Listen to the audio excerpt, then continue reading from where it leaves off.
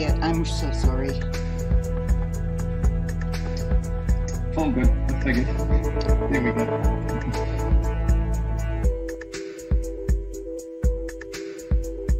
I turned everything on. I didn't start the stream. Hang on, you want me to talk? No. Yeah, go for it. Yeah, take it away. Oh, I'm a friend of Kathy's. Yes. I'm Australian. I'm an ex-politician, I'm a doctor, and I'm interested in Swiss democracy. Good. So I guess that's my, well, it's not a claim to fame really. That's what Kathy got me here. And he's a doctor. Medical. Medical doctor, yeah. Okay. In case someone falls ill during the vigil, we have someone on. You can have an opinion. Yeah. How much is that going to cost?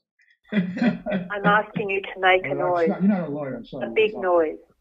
And to keep making a noise until my son is freed. We need to make our protest against this brutality deafening.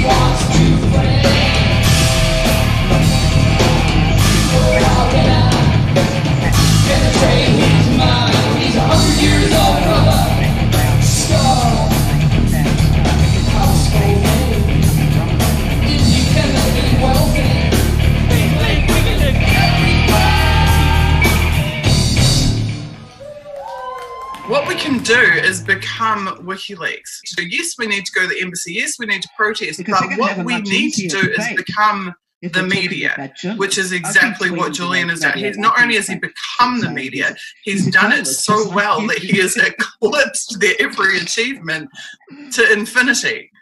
And this is what we have to do. We have to take on that spirit, whistleblowers, providing for humanity the services which are not being. And that's what Jimmy Dore is, and Graham Elwood is. It's what all of you. It's what consortium is. It's what all of this truth telling is about. A coffee? Are you all right? Are you all right, Joe? If I catch you. Yeah. Be back in 5? Yep. All right. Just check that desktop audio, I think it's now live. Yeah, the desktop audio is on. Yeah, mute it.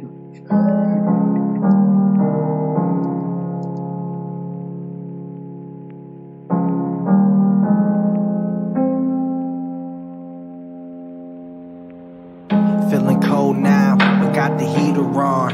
Feeling sold out, even though I'm keeping strong. But can I hold out when every bit of freedom's gone? They want me rolled out, never to sing freedom song. I wanna see the sky, I wanna feel the rain, but gotta keep away from windows, that's some window pane. It's just a shame, couldn't have planned out all our dreams. Now I'd scream, cause there's a man in the machine, but the train is off the tracks, and damn, it's losing steam. I wanna call Christine, I haven't seen since 013. I'm missing life like 3 strikes each night. Seems like 3 nights ain't right. Can't fight, space light, hate light, wanting to be snake-like, shedding off this gray life. In the dark can't make light, but where I'm headed now is brake lights.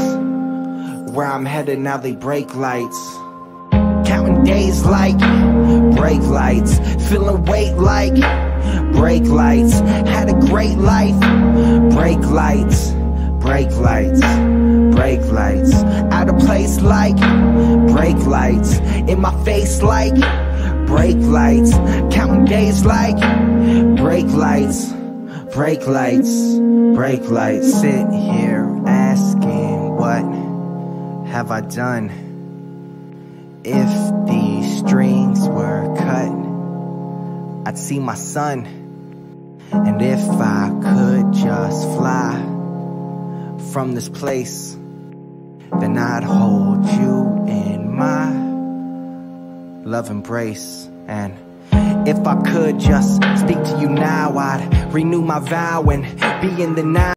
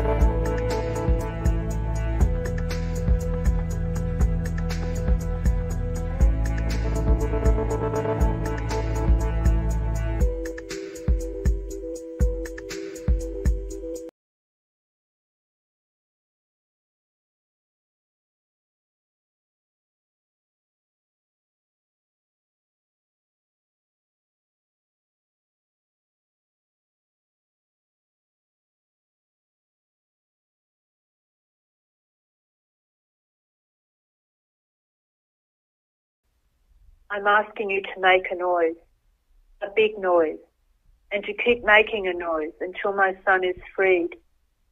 We need to make our protest against this brutality deafening.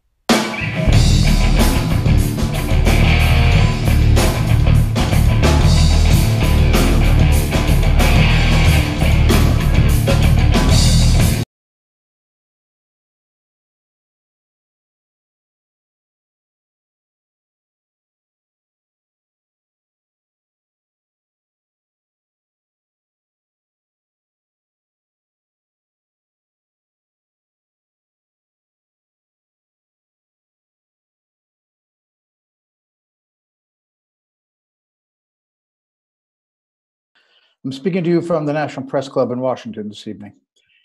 Julian Assange is a wanted man because he has published classified information given to him by whistleblowers that reveal the crimes and corruption of government officials around the world, not just in the United States. But it is the US, the supposed beacon of freedom and democracy and press freedom, that has indicted him and wants him extradited to the United States for the crime of publishing. He has interfered with the interests of some of the most powerful people in the world by revealing their machinations to the public, and they want him to pay for it. That's why Julian Assange has been a refugee in the Ecuadorian embassy in London for the past 6 years. He knows the second he steps back onto British territory, he'll be arrested and sent to the US, where he's unlikely to receive a fair trial and could very well spend the rest of his life in prison. It's an historic test of press freedom. Though the corporate media, which once profited from him, has now abandoned speaking now with Assange. Tony Kevin. They could face the same threat to their freedom to publish were he to be arrested and charged. We have some new guests tonight that I'm very happy to introduce to you later on. Now I'm going to read the headlines from the week regarding Julian and WikiLeaks. And the top story is the city of Geneva, the parliament of the city of Geneva voted to grant him asylum. And this is something of a surprise development. I will read to you from a press report from swissinfo.ch. It says the Geneva City Parliament, this was on Wednesday, has adopted a motion demanding that the Swiss government offer asylum to controversial WikiLeaks founder Julian Assange. That's the word they used. The somewhat surprising resolution was the result of an hour-long debate on Wednesday evening, framed in the context of providing better protection for whistleblowers. The text was proposed by Eric Bertinat of the conservative Right People's Party, a party not usually known for backing acts of civil disobedience. That's in the words of Social Democrat politician Albani Schlechten. He says that party is not known for supporting civil disobedience. Nevertheless, the proposition picked up enough support from left-wing politicians to withstand opposition from the center-right radical liberals. The People's Party have also tried to push through legislation on the Geneva cantonal level to better protect whistleblowers, while at the federal level in Bern, one of its parliamentarians has raised Assange's case before the Federal Council. At the time, the response of the government about offering asylum to the 47-year-old WikiLeaks founder was negative. He is not a defender of human rights, it said. That's the government council. Assange initially sought asylum in the Ecuadorian embassy in London since 2012 to avoid being extradited to Sweden, where authorities wanted to question him as part of a sexual assault investigation, which has now been dropped. Assange, whose website published thousands of classified U.S. government documents, denied the Sweden allegations, saying the charge was a ploy that would eventually take him to the U.S., where prosecutors were preparing to pursue a criminal case against him. And we now know that case exists, despite Leonie Brinkman, the judge in the Eastern District of Virginia here in the U.S., saying that there's no proof that exists, despite the paragraphs that were inadvertently published from his criminal complaint, which has the words, Assange has been charged. That wasn't enough for the judge to allow the rest of that criminal complaint to become public. She even denied that there's proof that it exists. WikiLeaks released again this week in light of what's happening in Venezuela. One of the documents it published in 2008, which was a manual for regime change, basically. And it focused this part on using banking institutions as, quote unquote, a weapon. And I'm reading from a report in Mint Press by Whitney Webb from 2 days ago. She writes, in a leaked military manual on quote-unquote unconventional warfare, recently highlighted by WikiLeaks, the U.S. Army states that major global financial institutions such as the World Bank, the International Monetary Fund, and the Organization for Economic Cooperation and Development, the OECD, are used as unconventional financial, quote, weapons in times of conflict up to and including large-scale general war, close quote, as well as in leveraging, quote, the policies and cooperation of state governments. So this shows the value of WikiLeaks in a current situation, even though this document is 11 years old. It was published 11 years ago by WikiLeaks. It has relevancy to what's going on in Venezuela, where the U.S. has had stringent sanctions against the country, exacerbating an economic crisis to the point where they hope the United States does that the people will rise up against Maduro. And in the meantime, they've decided someone else is president and setting up what could be a civil war, and the possibility of U.S. troops have not entering that war and have not been directly entering that war, have not been taken off the table by the Trump administration. John Bolton was pictured last week holding a yellow legal pad, and when you zoomed in on it, you saw that he wrote 3,000 troops to Colombia, bordering Venezuela. That your imagination can take it the rest of the way if you'd like. This document that WikiLeaks put out 10 years ago, officially titled Field Manual FM 3-05.130, Army Special Operations Forces, Unconventional Warfare, was originally written in September 2008 and highlighted again by WikiLeaks in light of the events in Venezuela. U.S.-led economic siege of that country to sanctions is a form of economic warfare. Again, this is why WikiLeaks is valuable to the public and dangerous to the rulers, because they want to be able to do these things and write about them to themselves without us, the rest of us, who pay the way with our taxes, knowing about it. Clearly, if they're hiding something, it's probably not something above board. The IMF and the World Bank, these are institutions that are supposedly to help the development of countries like Venezuela and other developing countries, but in fact, they can be used as economic war weapons for regime change. Maybe not a surprise. A lot of things WikiLeaks reveals maybe aren't a surprise, but it's the evidence that you need. You might suspect something, but when you have the document that spells it out as clearly as this does, there's no longer any doubt. And that's, again, why WikiLeaks is such a potent and dangerous foe to the ruling circles of this world and friend to the people. It has now been 10 weeks of silence from The Guardian after their ludicrous story published on November 27 of 2018 that Paul Manafort, the one-time and short-time campaign manager for Donald Trump, had visited Julian Assange at the Ecuador embassy in London. There is absolutely no evidence associated with that story, and we know that there would be plenty of it in terms of video surveillance. So he'd have to sign in, leave his passport, etc. People would have seen him, and there's none of that in the story, and none has been produced, despite some pressure being put on The Guardian. They have not said a word about this. I think that they are waiting out the news cycle. In the time we live in now, within 24 hours to 48 hours is a completely new story that the cable news networks are harping on and milking for everything they can get. And what happened a week ago seemed to fade into the background as if it's ancient history. And I think this is The Guardian's thinking. I have no idea. I'm speculating. I also believe this is the same case with BuzzFeed, that wrote a report that Trump had told his lawyer, Michael Cohen, to perjure himself before Congress. That was put out by BuzzFeed. The next day, the Mueller investigation, in a very unusual move, released a public statement saying that that was not accurate. BuzzFeed stuck by their story, and now it's gone, as they imagined it would be within 3. No one's talking about it anymore, which is why I'm raising it, because the story was not proven. It was wrong. They've not taken it down, but our attention spans being as short as they are, they can get away with it, and I think that's what The Guardian is also banking on. On February 4th, 4 days ago, it was the 3rd anniversary of the United Nations' first ruling that WikiLeaks publisher Julian Assange is arbitrarily detained by the UK and should be released and compensated. Now, the British government refused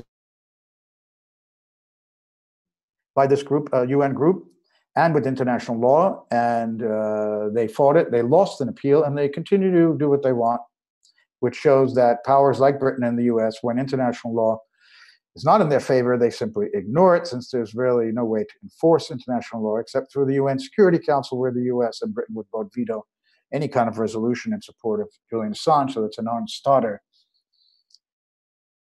There are a couple of upcoming events that I want to tell you about, if I could find them on my screen here. Just give me a second. We have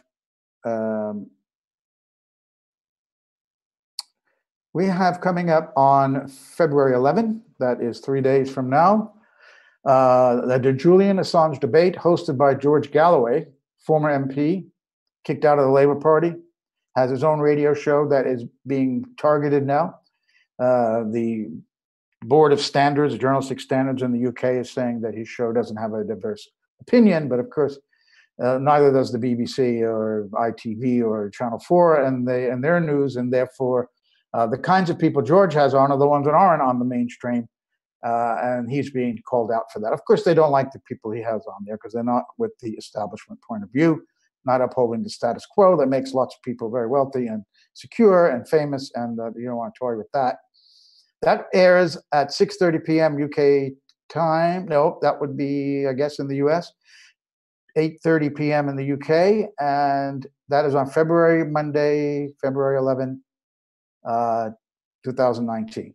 On February 14th in Sydney, Australia, there's an event in a pub called Politics in the Pub in Sydney, and that is called Whistleblowing WikiLeaks and the Future of Democracy, and I'm pleased to say that I will be flying to Sydney to take part in that event.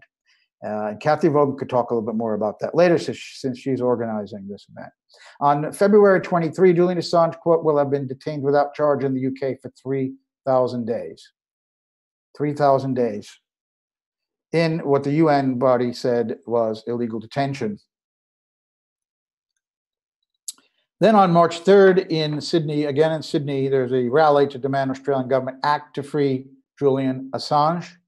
John Pilger will be speaking at that. That's taking place at Martin Place in Sydney on the 3rd of March. There'll be a similar rally in Melbourne a week later, March 10, and in front of the State Library. Why is the Australian government not acting to free their citizen, Julian Assange? 3,000 days in detention. And we'll get some insight into that by showing an interview that I recorded 2 weeks ago that was played at the end of last Vigil. Maybe a lot of people didn't see it. Certainly our guests didn't get a chance to comment on.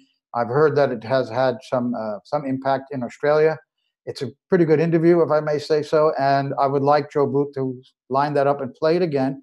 And once that's over, it's 20 minutes long, we will bring in our guests, a couple of new faces today, I'm happy to say, and we will discuss that and the issues that I've outlined in my introduction and any other matter that pertains to Julian and WikiLeaks. So Joe, if that's ready, please roll it. I'm speaking now with Tony Kevin. He's a former Australian senior diplomat and an independent commentator now on foreign affairs. Welcome, Ambassador Tony Kevin, to the Unity for J Vigil. Where are you speaking to us from? From Canberra in Australia. You're in Canberra, in the capital. Okay, so thanks again for joining us. You are one of the few former or current government officials anywhere in the world, really, who have spoken out on behalf of Julian Assange. And my question is, when did you first decide to do this and why? It was shortly after the Bradley Manning disclosures of the terrible massacre from the air in Iraq and the publication of that in WikiLeaks. I became very interested in Julian Assange's positive role in world affairs. And when did you first make known your views about him, and what was your position at the time?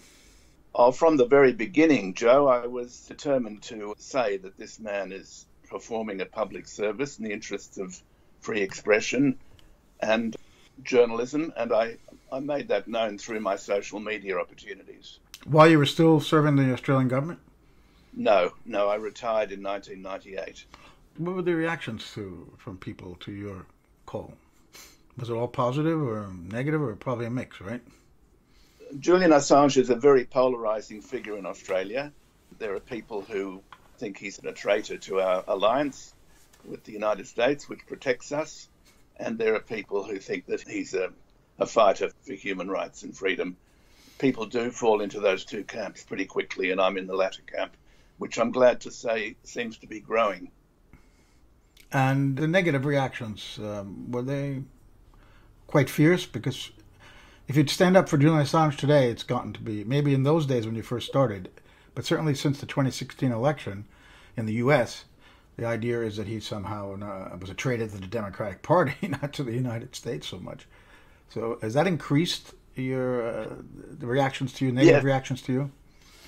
Yes, it has. It has all got hooked up in the current climate of anti-Trump Russophobia, the determination to see Putin at the in center of all things. Yeah, center of all things. There's a wonderful song by Randy Newman about it called Putin, Putin, Putin. And I think it's all gone slightly mad, frankly. I can see no connections between Assange and Russia, unlike some people. I mean, obviously, Ed Snowden has a strong connection with Russia now because they gave him refuge. Fair enough.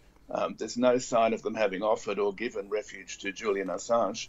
The people who should be protecting him are his own government, Australia.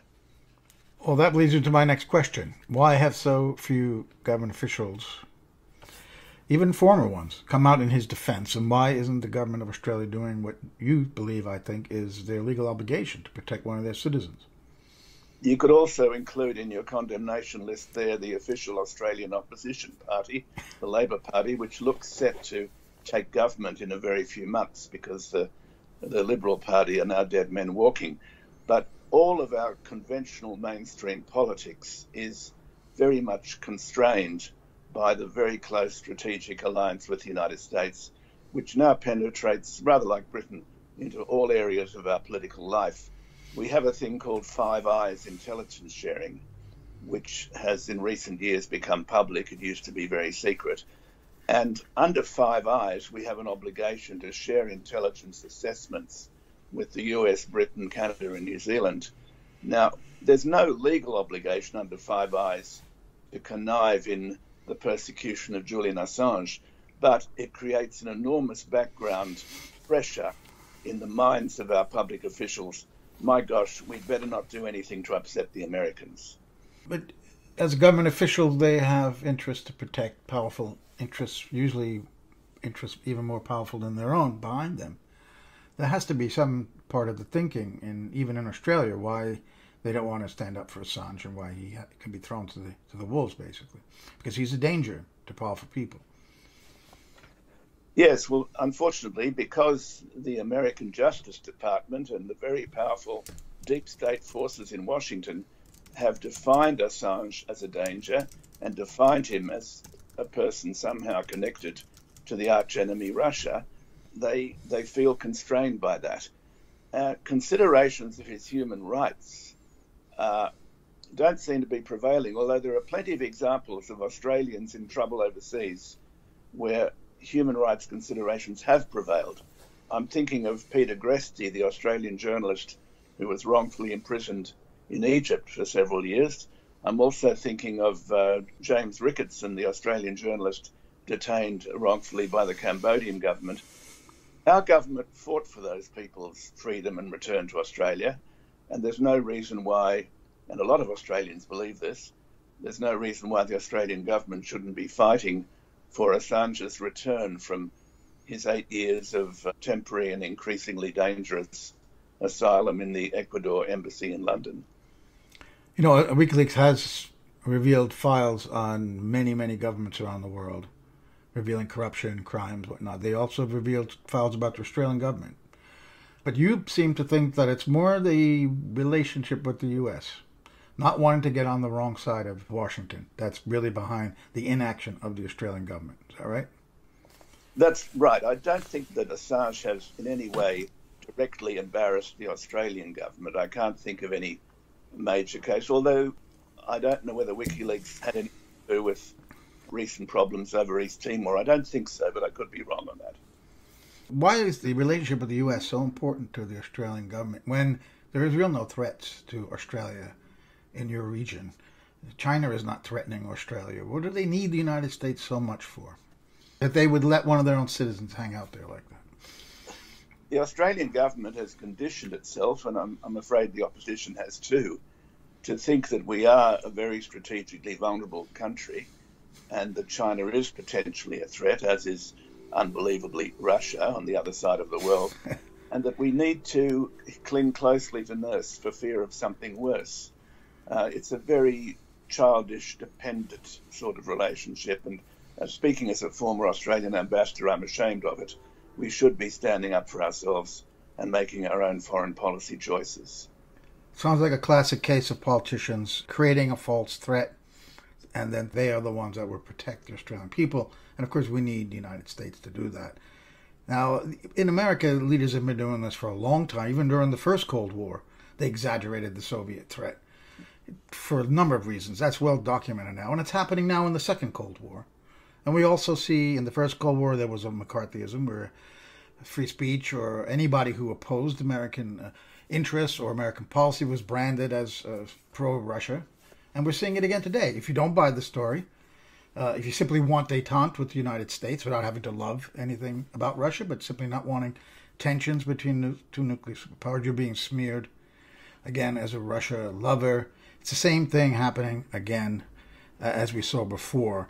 But I think, again, we're seeing, it sounds like what you're saying is Australian leaders are telling their people, look, we really need the U.S. to protect us.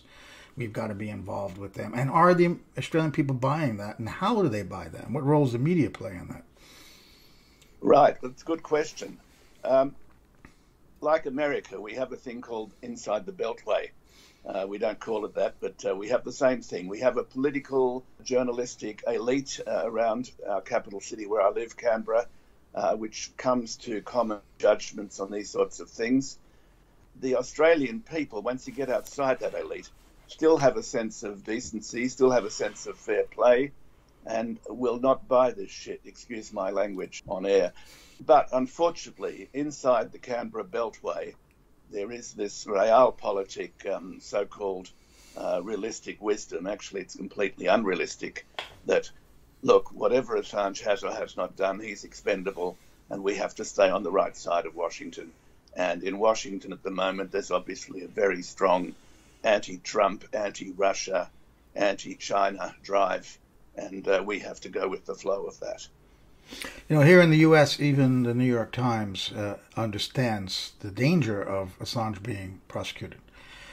They may not like him, and their number 2 legal counsel said this in a speech to some judges on the west coast of the U.S. a couple of months ago, that we don't like Assange, but we don't want him to be prosecuted because they can come after us, especially this particular administration in Washington now, because we do the same thing Assange has done, which is publish classified information.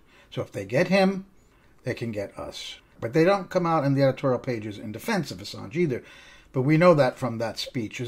How does the media, at least the non-Murdoch media in Australia, understand that if Assange is prosecuted for publishing true information, that they could be in trouble at some point down the road?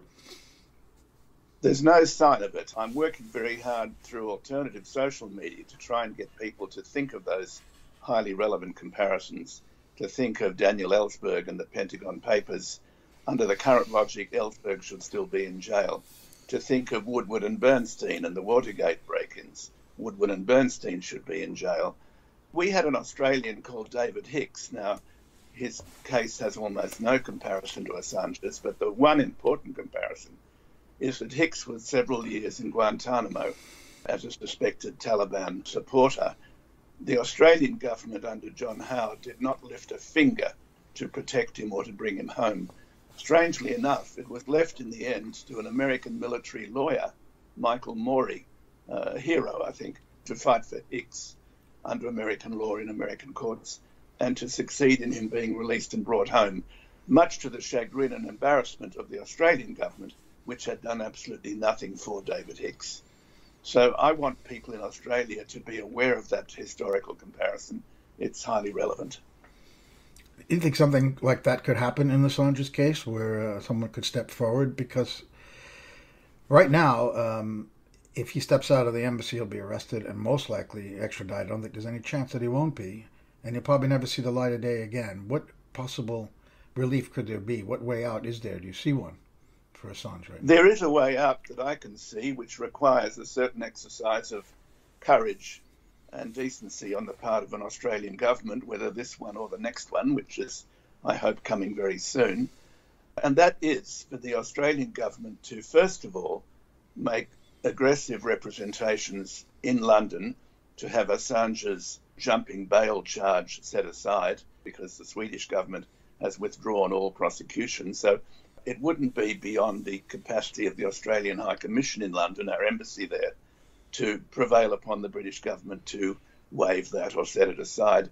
The next step would be, and I don't want to sound like a John le Carré novel, but things happen, would be for the Australian High Commissioner to drive in his car to the Ecuador embassy to pick up Assange, to drive him under the High Commissioner's protection, possibly with a British police escort, straight to Heathrow Airport onto the tarmac, onto a waiting Australian Qantas plane, because we actually have a direct Qantas flight, the Australian National Airline, from London to Perth without stops.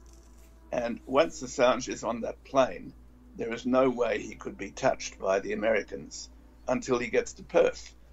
It would then become an issue for the Australian government and the American government what to do with Assange. But I believe that no Australian government would dare to extradite Assange to the United States without a proper legal process, without a proper charge tested in an Australian court. But do you think that could really happen legally, that once he steps out of the embassy, he's on British territory? I don't think the Australian government has legal rights over even an Australian citizen in another country's sovereign territory. Is that right? Well, if the Australian ambassador, High Commissioner, walked into the Ecuador embassy and walked out hand in hand with Assange and put him straight into an embassy car, I cannot see Assange being arrested. If the Australian government had taken the legal steps beforehand of clearing it with the British government to say, look, this is ridiculous, we're going to take him home. I don't think they'd be able to clear it with the British government very easily, would they? I mean, the power relationship is certainly the other way around. Britain has traditionally more power over Australia. I would question and they're in that. Britain. And they're in Britain. I would question that. The British government is on the ropes, and they're very weak at the moment. And I think a firm and assertive defence of Australia's citizens' consular rights, as in the case of other countries, Cambodia and Egypt, would actually work if the Australian government had the gumption to push this to the point where it needs to be pushed. Oh, I'd love to see them try it. I don't know if the British police would give them an escort. They might set up a roadblock.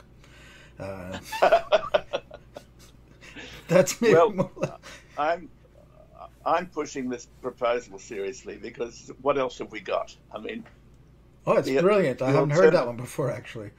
I've heard a lot of silly ideas, but that one's not silly, yeah. The alternative is just to wait for Assange to starve, to freeze to death, or to give up.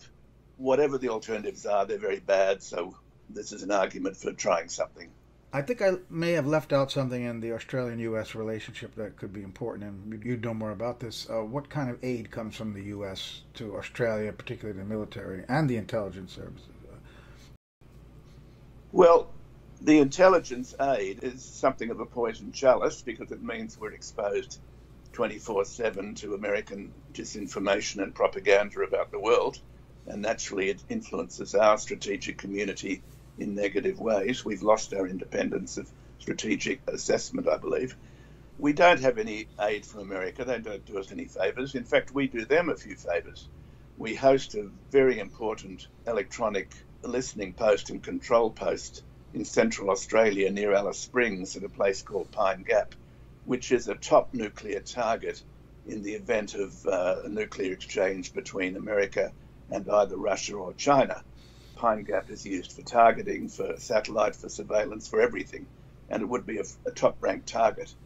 So we also have an American visiting base. It's a constantly rotating presence of the US Marines in Darwin in Northern Australia. So we host American bases in Australia. I don't think we owe the Americans anything, really, except our imaginary security guarantee. We have this fond belief that if we are attacked by anybody, they will come to our assistance. There is no guarantee of that whatsoever.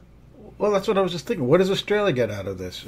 Even in the Five Eyes arrangement, you're pretty much obliged to give stuff to them, but they're not necessarily going to give you things that the Australian security services might need. correct? Well, they give us mountains of stuff, but it's all the American view of the world, which is a very suspect view at the moment. Ultimately, it comes down to a question of Australia asserting its sovereignty as an independent nation against anyone, including the United States. And they would have to do that to defy America, who wants Assange more than anyone, especially the CIA after Vault 7. So they are doing the bidding of the U.S. and not getting much in return, just to sum up what we've been saying here. Is that right? You've hit the nail on the head. Australia needs to reassert its belief, which we had in 1949 when we helped negotiate the UN Charter and the UN Security Council rules. We need to reaffirm our belief in multipolarity, in a concert of independent and sovereign nations who come together in the cause of international security. We have to get away from this idea of us and them, that we are the good guys and Russia and China are the bad guys. There are no good guys, there are no bad guys. There's simply a multipolar world in which Australia as a middle power has to navigate its way. I'm not saying we should be anti-American, of course not, or anti-British, but we need to rediscover our independence of outlook. And if Assange came home to Australia, obviously he's not going to be doing WikiLeaks stuff from Australia, but he would be a very important voice in Australia's public foreign policy debate, and I would welcome that voice. Well, I've been talking to Ambassador Tony Kevin from Canberra, Australia, and I really thank you so much for giving us just a few minutes to take part in the vigil for Julian Assange. Thank you. Thank you, Joe. All the best. Bye-bye.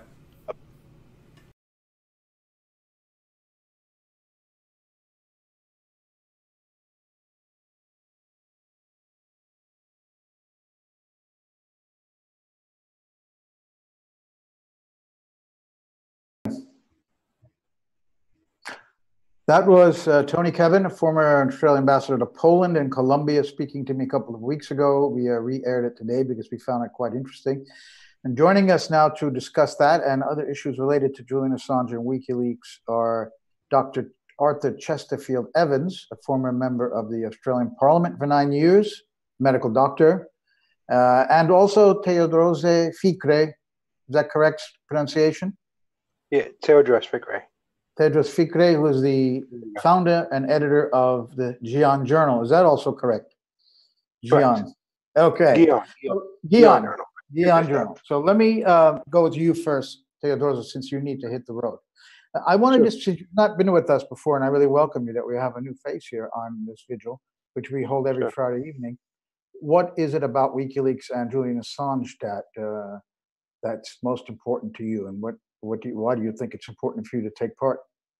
So the very reason that my family came to America and left Ethiopia was because of government tyranny. And, in Ethiopia in 1974, the communists or the Der government took over and unleashed hell on Ethiopians. And so I know very well, it's an intimate thing. That's something I know intimately in terms of what it's like to be repressed by a government. And so we came to America because it was a land of freedom. And I'm thankful to America for that. But at the same token, none of us could sit down and remain silent just because we have a modicum of freedom and see other people, people far away or people that might not necessarily be right next to us, feeling the heat of oppression, the same oppression that induced me to leave Ethiopia and come here to America to begin with. We should all speak up because as is done to somebody else, we open up the pathway to be done to us. So that's why I speak up. And also as a fellow journalist and somebody that's involved in the media, free press is something that I care about deeply, as most all of us do. And even up until recently in Ethiopia, and throughout a lot of countries within Africa, journalists were targeted viciously and continue to be targeted viciously throughout most of the world. And so for a land that pretends to care or gives lip service to targeted free press, to do this to somebody just because he was doing his job and exposing the malfeasance and corruption of people in power, and effectively lock him up against his will for all this time, it's unconscionable. So we have to speak up, and that's why I'm speaking up. And tell me a little bit about the publication you started and what is its purpose? Sure. So the Guion Journal was started 2 years ago after going through a moment of, a stretch of tribulation. I kind of saw how people at the bottom of society, the invisible faces that that get put to the side, and I realized that it's not about the various constructs that divide humanity. It's really the powerful versus the powerless. And so the Guion Journal was started for a lot of reasons, but one of it is to kind of speak against the divisions that induces tribalism, that keeps us at each other. And the other part of it is to kind of speak up against power and try to seek truth. Not necessarily, thinking that we have ownership of it. Nobody knows really what the truth, the objective truth is. But at least we try to seek it, and part of that is to speak against the media narratives that are being spun up on purpose to incite emotions and to antagonize us. And so we try to do the opposite. We don't speak into the divides. We try to bridge people and have rational conversations instead. I think you may have touched on what my next question is going to be about. Why do you think that the American public and average people around the world are not demanding that Assange be allowed to do his work and be free? Because they are the ones who benefit from it, clearly, when the rulers are the ones who are hurt by it, which is why we're in the situation we're in with him. Mm-hmm. Why do you think there is not more consciousness about this, and why this is not an issue for people? I think we've been conditioned over successive decades and generations of, which has reached a fever pitch now, of just accepting. So when it's one outrage after the other, you kind of get inured to it, and you don't really pay attention to what's going on anymore. So, led by a chorus of mainstream propagandists, they've kind of successfully programmed us to look at injustice as a hashtag and not necessarily as something that we should all care about. And so, something comes up, we get outraged, 24 hours passes, a news cycle passes, and then we forget about it. And this is we've reached a derangement level with the Trump administration now, because everything is an outrage. What he says is an outrage. This afternoon, Whitaker was on, giving his testimony, and the whole bread and circus of it all.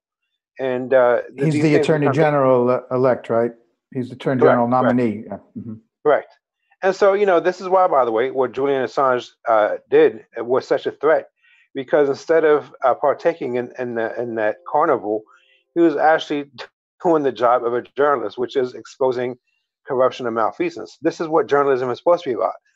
It's not recording what somebody else says and just pass it along. It's not echoing the authorities in government. It's to question them.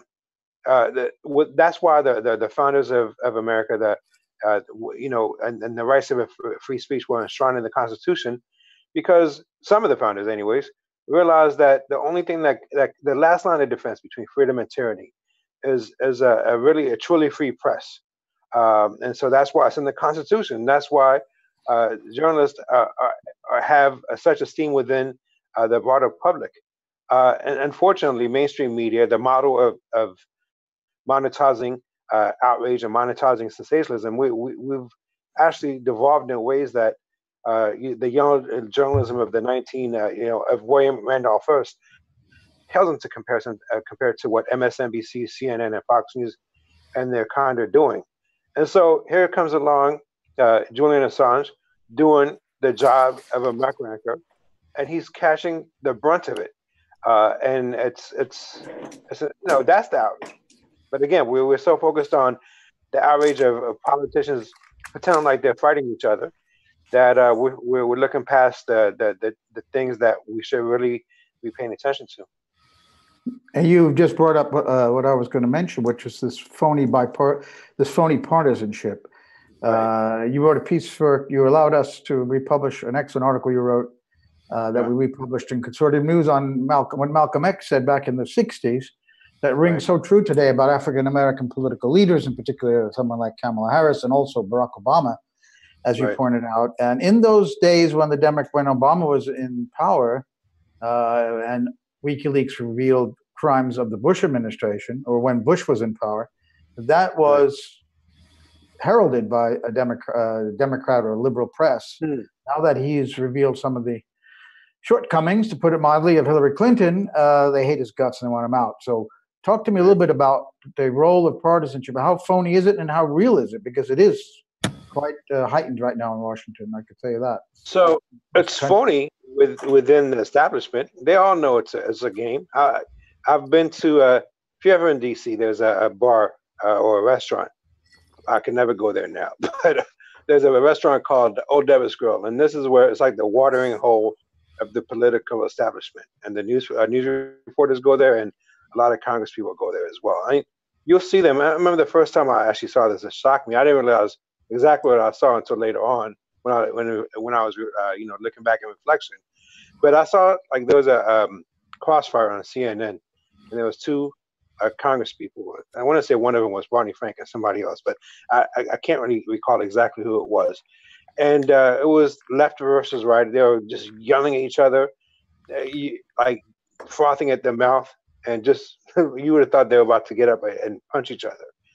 So later on that evening, I went to, I was in D.C., so I stopped by after finishing up school and stopped by Old Devil's Grill. I was like, let me see what this is about. So I walk inside there, and there they are, right there. The same people I saw on CNN, almost declaring a holy war on each other, like hanging out and laughing together. And so I didn't realize it at that time, but I see it now for what it is. It's a joke to them. It's a reality show that it's like during the Roman Empire, they had bread and circus to keep the public distracted, and so that's what we have. But it's a deadly serious thing for the rest of society because we believe it, and we keep inhaling this toxic partisanship, and as a consequence of it, society gets fractured and ghettoized, and we fight each other while the powers that be are enjoying the fruits of our labor while we are left with nothing but seeds. And so this is in a lot of ways, this is what Julian Assange was exposing. Not just with what happened with the DNC server, but there was a lot of the Cablegate and a lot of other things that he exposed, where he was showing the dog and pony show of not just American politics, but even a geopolitical level. And that is why he's a threat to the establishment, and why we should defend him, because he's in a lot of ways what he's doing is vital to not national security but humanity security, because the reason why these wars keep getting started, the reason why economic inequalities are destroying the lives of millions, if not billions, around the world, is because of policies that nefarious and malicious policies, and that's what he was doing, and WikiLeaks is doing, and that's why they're hated, because the establishment press, the corporate press, is under the same dole as the politicians. They all work, and they're all under the fingers of, or the thumbs of corporations and the oligarchy. And so it's up to us to rally behind it, because as he's silenced, then other folks that are trying to do the same that are trying to do the same thing.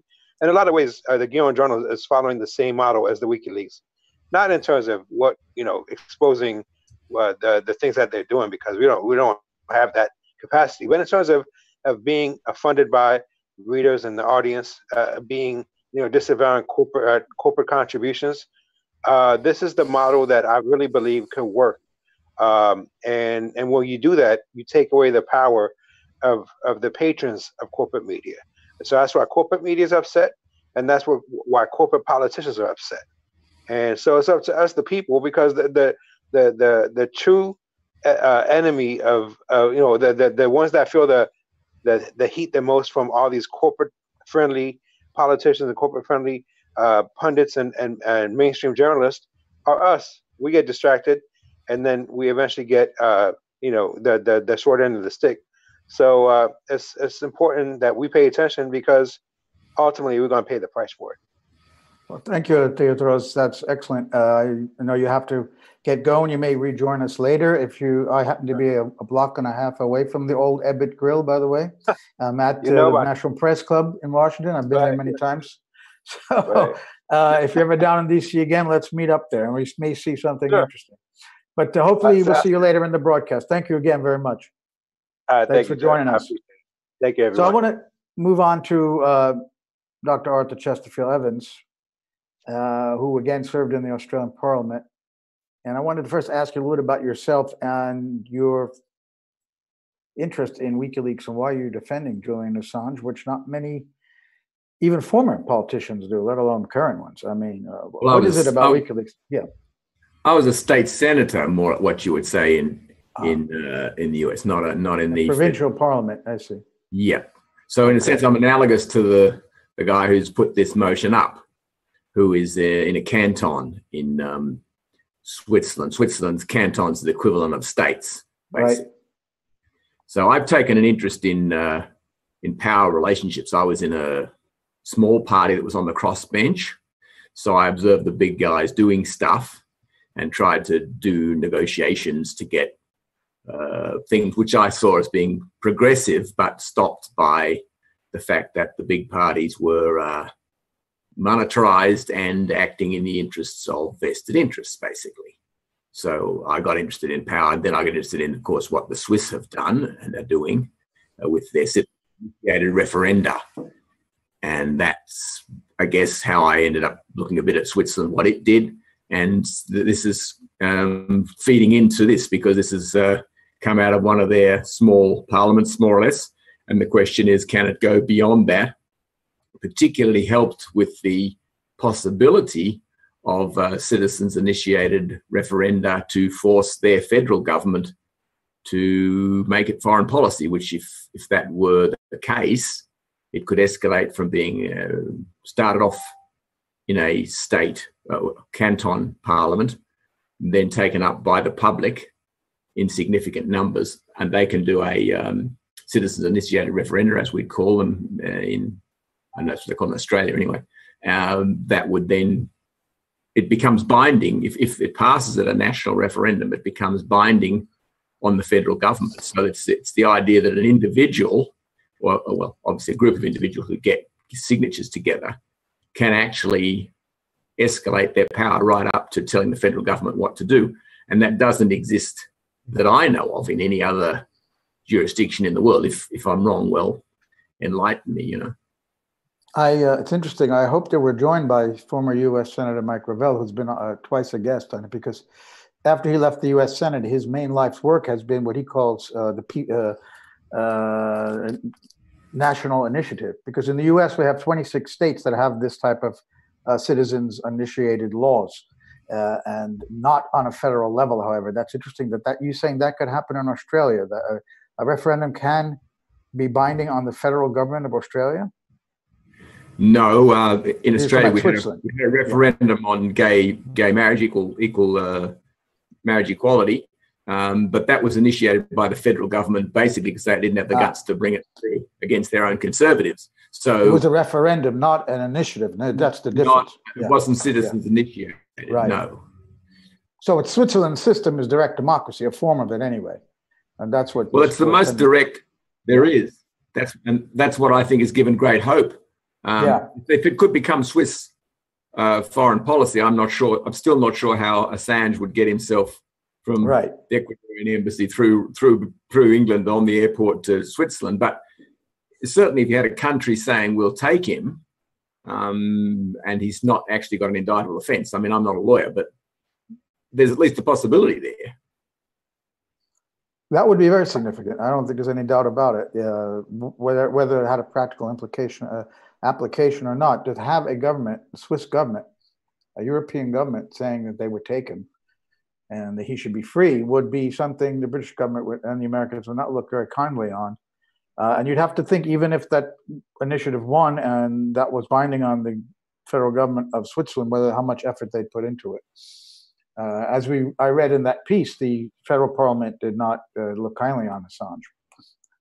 in one of its statements. Well, it's about the power of individuals versus the power of governments, isn't it? That's right. That's what we're talking about here tonight, pretty much. That's the overarching theme.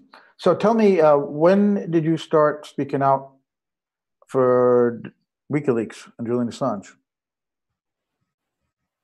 Well, I guess I hadn't got a very loud voice anymore, being just a citizen. So, I mean, I've always thought, well, you know, I mean, what the WikiLeaks came up with was so significant, and the point was that if that there's a whistleblower who actually gets the brown envelope or the data upload, whatever the currency is, you know, and then that's got to be amplified and distributed, and that's where WikiLeaks is a very important link in the chain of journalism. I mean, once it's out there, other people can carry it, whereas they may have been reluctant before. And if they are reluctant, then that means all journalists are reluctant. So, I mean, having seen a lot of bad things happen where mates got together and made a deal, and usually behind closed doors.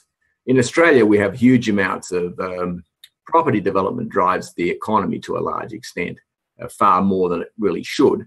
And that always relies on rezonings and various relationships between politicians and money. And that it's really, I mean, I think it's much less subtle once it's real estate development has such huge profits, you see, and there's only a certain set amount of land. So this idea that, you know, you go and see a politician and you give them a bag of money, which helps them win the election, and then you get whatever you wanted from them. It's corruption beyond the level. Like, I mean, I can talk about corruption in Australia. It used to be, you know, a building company would build a weekend holiday house down the coast for a politician, and they would give them a contract. And if they got caught, you know, there'd be a big scandal.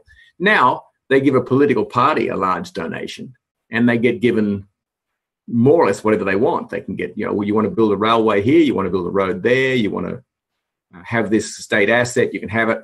So the corruption is, it's like the government has been bought, lock, stock, and policy, if you want to put it that way. Yeah, well, it sounds like another country that I know of. I want to welcome U.S. Senator Mike Gravel from Alaska. He served in the 1970s. And Mike, I don't know if you heard our discussion earlier, but we were talking about your favorite topic, which is citizens' initiatives in Switzerland. I think you have to unmute your mic, please. Or please have his mic unmuted. Okay, there we go, Mike. Welcome. Did you hear us talking about that? Yeah. Citizens' initiatives? You did. This is Arthur Chesterfield, right? That's correct. Okay. Yes. Well, let me point out that no government is going to support empowering the people to make laws. Now, let me give one caveat. I hope that we can get Julian Assange out of jail, the Peruvian jail, by not waiting for the initiative or the process of the people to make laws to become enacted, because that will take too long. In fact, I'm dubious whether I will see it in my lifetime. But speaking to what Arthur was talking about, in Switzerland, where the initiative has been copied in several places around the world, particularly the United States, where we use the Swiss model. The Swiss model is not a very good model in point of fact, because it still keeps representative government. And keep in mind, representative government is the device that the elites, the 1%, control society. And so when you have, like we have it in California, we have an initiative, but it's been corrupted such that it's really the wealthy person's initiative, not the ordinary citizen's initiative. And so what I've done is I've put together an amendment to the American Constitution. And now what I've done can be applied in any country in the world, particularly Australia. Now, since there's only two venues for change, one is the people, and the other, of course, is the government, where the problem exists. So what you have to do is to be able to amend the Constitution so that the people have a legislature of the people, where they can pass laws individually vote for legislation individually. And you would ask, well, how can we amend the Constitution? In our Constitution, there's no provision, and this was purposely done to protect slavery. In our Constitution, there's no provision for the people to be able to make changes. The changes, the Article 5 is a process whereby the government can change, but there's no procedures out there for the people to do it. But the people can do it, just that simple. The people can assemble, which is a right under the First Amendment, can assemble to have an election, not conducted by the government, conducted by an organization of people. And when enough people vote for this, it becomes the law of the land. What's the standard for the voting? Well, we only have one standard in our country, and that is the presidential election every 4 years. And so what we're saying is when the majority of the people who voted in the most recent election vote to enact and empower themselves with a legislature of the people, it becomes the law of the land. That could be done in Australia, since you're reputed to be a democracy. I view all democracies as just plain representative government. There's no democracy that exists in the world. The closest thing to it is, of course, the Swiss. But if we were to be able to succeed, I tried to work on it in South Korea, but it could work in New Zealand. It'd be obvious that if people understood, I'm in a process of writing a book. The title of it is Governance, the Failure of Representative Government and a Solution. I go into great detail as to how this can be done and be legally. It both is an amendment and a Legislative Procedures Act, because what's important about, and we don't have that in any initiative that I know of in the world. What's important is that making laws is very serious and should be done with great deliberation. And so that takes a lot of details. There's no place that I know where you have great deliberation on what you call referenda. I define referenda as what the government wants you to vote on. I define initiative as what the people want to initiate and vote upon. Those are the distinctions. So Arthur, I was impressed with your commitment to it. Let me give you my email, because when I finish my book, I'd like to send it to you probably this summer. And that is Mike, if you tell it now, everyone is going to hear it. So thousands of people. Just want to let you know. If you want to give out your email to thousands of people, go right ahead. I don't mind. I got enough traffic. Thanks, I appreciate it. mg@mikegravel.us. You got that? Repeat that? No, repeat it again. And well, with all these billions of people, you want to make sure. Well, now you've stuck your foot in it. I want to keep it there. Okay, MG. In the interest of full disclosure, Joe and I are very good friends. That's why I was warning you, Mike. mg@mikegravel, one word, .us. Well, you know, Mike, the reason why this subject came up is because I don't know if you heard this part at the very beginning. I read that the Parliament of the City of Geneva, what we would call a city council in the U.S., but the Geneva Parliament voted to invite the government of Switzerland to bring Assange to Switzerland to Wonderful. Give him asylum. So Arthur brought up the possibility of this becoming an initiative, maybe to put pressure to make it binding on the federal government of Switzerland to actually try to do that. First off, you got to get some leadership in Switzerland to do this. And if anybody's got contacts who can hear my voice, please step forward in Switzerland, organize yourself, and you could initiate this very directly. And I'm sure it would pass in Switzerland, because they have a great sense of fair play. And I'll tell you, it wouldn't be too shabby for Assange to live in Switzerland. That's pretty good. That's where a lot of wealthy people go to spend their substance. Well, they can step forward now because they have your email address. So hopefully, anyone listening in Switzerland. Well, they don't have to contact me. They can just go do it. But it's got to be somebody in Switzerland. It's got to be somebody in Switzerland. And the city council is already of Geneva, which is very substantial. If they've already passed this resolution, I think that the city council itself could initiate an initiative in this regard and get a vote in short order. Well, that's interesting. That could be the next step. Yeah, Joe, I just want to really underscore one thing. What you've been doing is a drumbeat to save Julian Assange, and this drumbeat, I know your intent, without talking to you, is to continue this effort until he is a free man. And so I'm glad you've picked up the cudgel to bring this about, and all it does is increase my friendship and admiration for you. Well, Mike, that's very kind of you.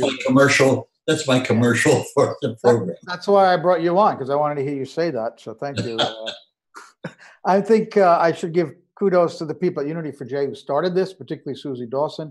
I have just picked up the hosting of it a couple of weeks ago, but we've turned it into a weekly vigil, and it's a bit of work to do this every week, simply because of what we were talking about earlier, that there's a news cycle that changes every 24, 48 hours, and what was really important suddenly becomes forgotten. And I was suggesting that The Guardian and BuzzFeed could hide behind erroneous stories about Assange and the Russiagate saga, because they know in a couple of days people are going to be talking about something else. So we are every Friday talking about this issue, and we are not subject to that cycle. And this is the only thing that I know within the news process, because you're quite right. They publish an article, they think they've done their duty, and that's it. They don't want to go back to that because they've already done that. But to be able to, what is it? It takes nine spots to sell a product.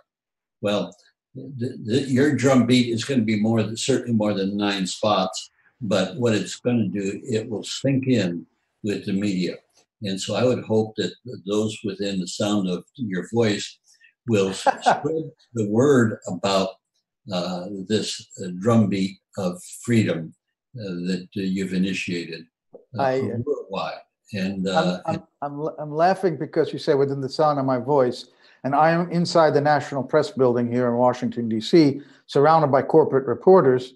Although I'm in a quiet room here, I'm actually in a studio. In this studio was where the first C-SPAN call-in program was ever broadcast. It's a very small room, but it was back, I think, in the 70s, early 80s, where C-SPAN first did their call-in show. So there's a little studio here, and there are a couple people trying to come in, but they see that I'm still using it. So I hope they can hear us. How did you happen to? I thought you were broadcasting from your office. I didn't know you went into the press club. I have been, but from this day, I am doing it from Press Club. I decided to try it from here because I found out about this studio. And I've recently become a member of the club, so I have access to it. And I'm here talking to you from Washington, where Mike used to live when he was in the Senate, and then afterward running for president. So it's really great to see you again, Mike, on here, and to stick up for Gravel, because we have 2 foreign politicians here on the air right now. Arthur and me. Yeah.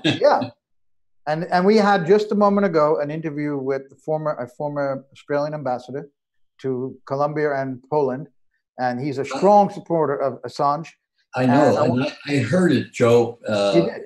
I came in last week. No, last week I think I had a dental emergency, but I came in before that, and I didn't realize that I can't get on until you let me on.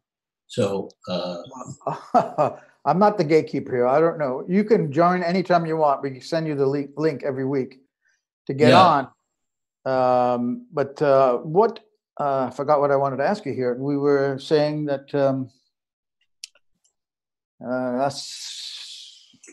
Joe, I'm entitled to have these senior moments. You're not. I know, but I'm getting there, Mike. I am catching up to you.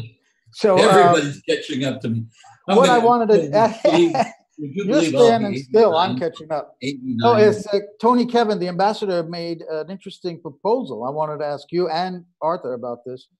He suggested, as a former ambassador who understands how diplomacy works, that the Australian High Commissioner in London, the Australia's ambassador to the UK, actually get in his official limousine drive to the Ecuadorian embassy. Oh yeah, I agree. Walk in there. I agree with that. I agree with that. Walk him out, and they could arrest him, but it would be a big incident if they grabbed him out of the arms of the Australian ambassador. But they but the High Commissioner should assert himself and physically stop them from touching Assange. I mean, if you had a High Commissioner, if somebody's really courageous, who really will just intimidate the police, and the people that would arrest him at that level, they're not all that swift. You know, we're not talking about the head of the Justice Department, but if the High Commissioner would crank himself up and say that this is a matter of Australian sovereignty being asserted here, and then bring a couple of big strong guys from the embassy so that they can throw themselves in front of whoever wants to arrest Assange. Then they leap into the car and they rush off to the airport. What the hell? I always had a vision that the way to get Assange out was to have a helicopter hover over the embassy, and Assange comes out to his balcony and grabs onto the helicopter, and the helicopter takes him straight away to the airport. But we would need an angel to be able to fund the helicopter and the private jet. But I think it should be. I mean, you have no choice but to confront aggressively the oppression of government, and you can effectively do it. I went through this whole process with the Pentagon Papers, and I'll tell you, if you confront it, you'll be surprised. Sometimes you win. Well, that's right. And if you don't try, you certainly won't win.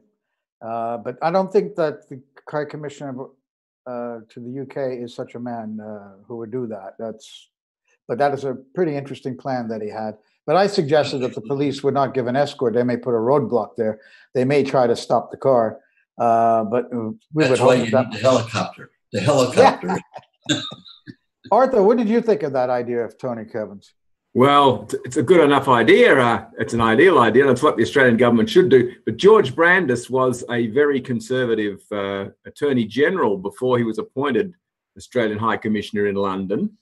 He actually got quite a lot of criticism just before he left for appointing a large number of people who were felt to be very conservative and not very appropriate to judicial appointments. And then he swanned off. His nickname was Bookshelves because he had spent a lot of money on bookshelves in his office, very expensive bookshelves. And the point was that Attorney General in our times, putting in huge numbers of bookshelves in the digital age, did sort of have a little message there about where his head was. And then he went off to be High Commissioner in London, which from an Australian point of view is kind of back to the alma mater, colonial days, lovely posting, cultural events, blah, blah. He was very active in supporting his fairly conservative view of culture as well. So he's a deeply conservative man. So all I'd say is we haven't really got the right ambassador for that plan. Yeah, that's what I was afraid of. Arthur, I would still approach him for the very simple reason that when you talk about a conservative person, we have a bias because they're crazy. But a deep, serious conservative person is concerned about the level of freedom in society. And what Assange represents is a gatekeeper on the level of freedom that we need to enjoy, whether you're liberal or conservative. So I think that that the ambassador's position, all he can do is say no. So I think he ought to be approached by maybe a group of citizens, yourself and several others, and just write him a letter and maybe get 10, 20 people to sign the letter and send it to him and see what his response is. You never know. I've found through life, if you don't ask, you don't get. And so if you ask, you got a chance of getting, and you got a chance of not getting. So it improves the situation very quickly when you ask. I would extend that. Go ahead, Arthur, please. Well, you could be right. I mean, I've been too conservative as a progressive, you might say, and not acknowledged there is a paradox in a lot of conservatives where they're highly conservative in their politics, but this individualism sometimes leads to support for things like this. And I guess the guy in Switzerland who put the motion up is from the People's Party, which is which has been said to be, I mean, I didn't know, said to be a fairly conservative party, and yet he's put this through. So, I mean, yeah, as you're right, it's probably worth asking. And even if you get told no, you've at least gone through the motions and perhaps got some publicity for saying so. Correct, Arthur. So I hope you'll take the initiative in that regard, Arthur. Yeah, I can do that for you. It's just a communication, and when you sign it with your former title. I use my title a lot because, at least in restaurants, so I can get a decent table. But it's funny you should say that, because I could have kept the title for life, the Honourable, in front of my name, and I didn't request that because it seemed a little pompous. Well, I'll tell you what, when you've rendered public service, it's not pompous, it's just accuracy. So don't be shy. Well, not all the people there were especially honourable, and so it. How well I know that in politics. Don't look for too much honour in representing. Yeah. Is it too late for you to go back and ask now for that? I don't know. I hadn't thought about it, I confess. Well, maybe we ought to. It's worth it. Letter. Just for the purpose of that letter, yes. That's it. Then you can ditch it again. Then you can ditch it again after that. See what he says. See what he says. You never know, because here he's got to have a degree of patriotism, and when an Australian, you got a relationship with Great Britain, but damn it all, Great Britain hasn't always been a great favor to you. And so I would hope that he would realize that there should be some independence from Great Britain, and that Great Britain is oppressing one of his citizens. And so, I'd write the letter in that tone, that respectful, always got to be respectful, and write a letter in the tone that asks him to protect the individual rights of an Australian citizen, regardless if it's against Great Britain or Russia or China. Makes no, never mind. The sovereignty question is very vital from your point of view and our point of view. And you'd, Arthur. Would you suggest then that I'd say, well, look, if he gets offered asylum by a third country, and that possibility has been raised, would the Australian government do the escort as Tony Kevin suggested? And would he be involved? Would he be involved in that courier job, if you want to call it that, from the Ecuadorian embassy to Heathrow? Well, if the High Commissioner acknowledges in some way that he has a responsibility for the well-being of an Australian citizen, I would not hit him with taking Assange to Heathrow. I would just hit him with the general fact that what can he do to ameliorate the situation of an Australian citizen trapped in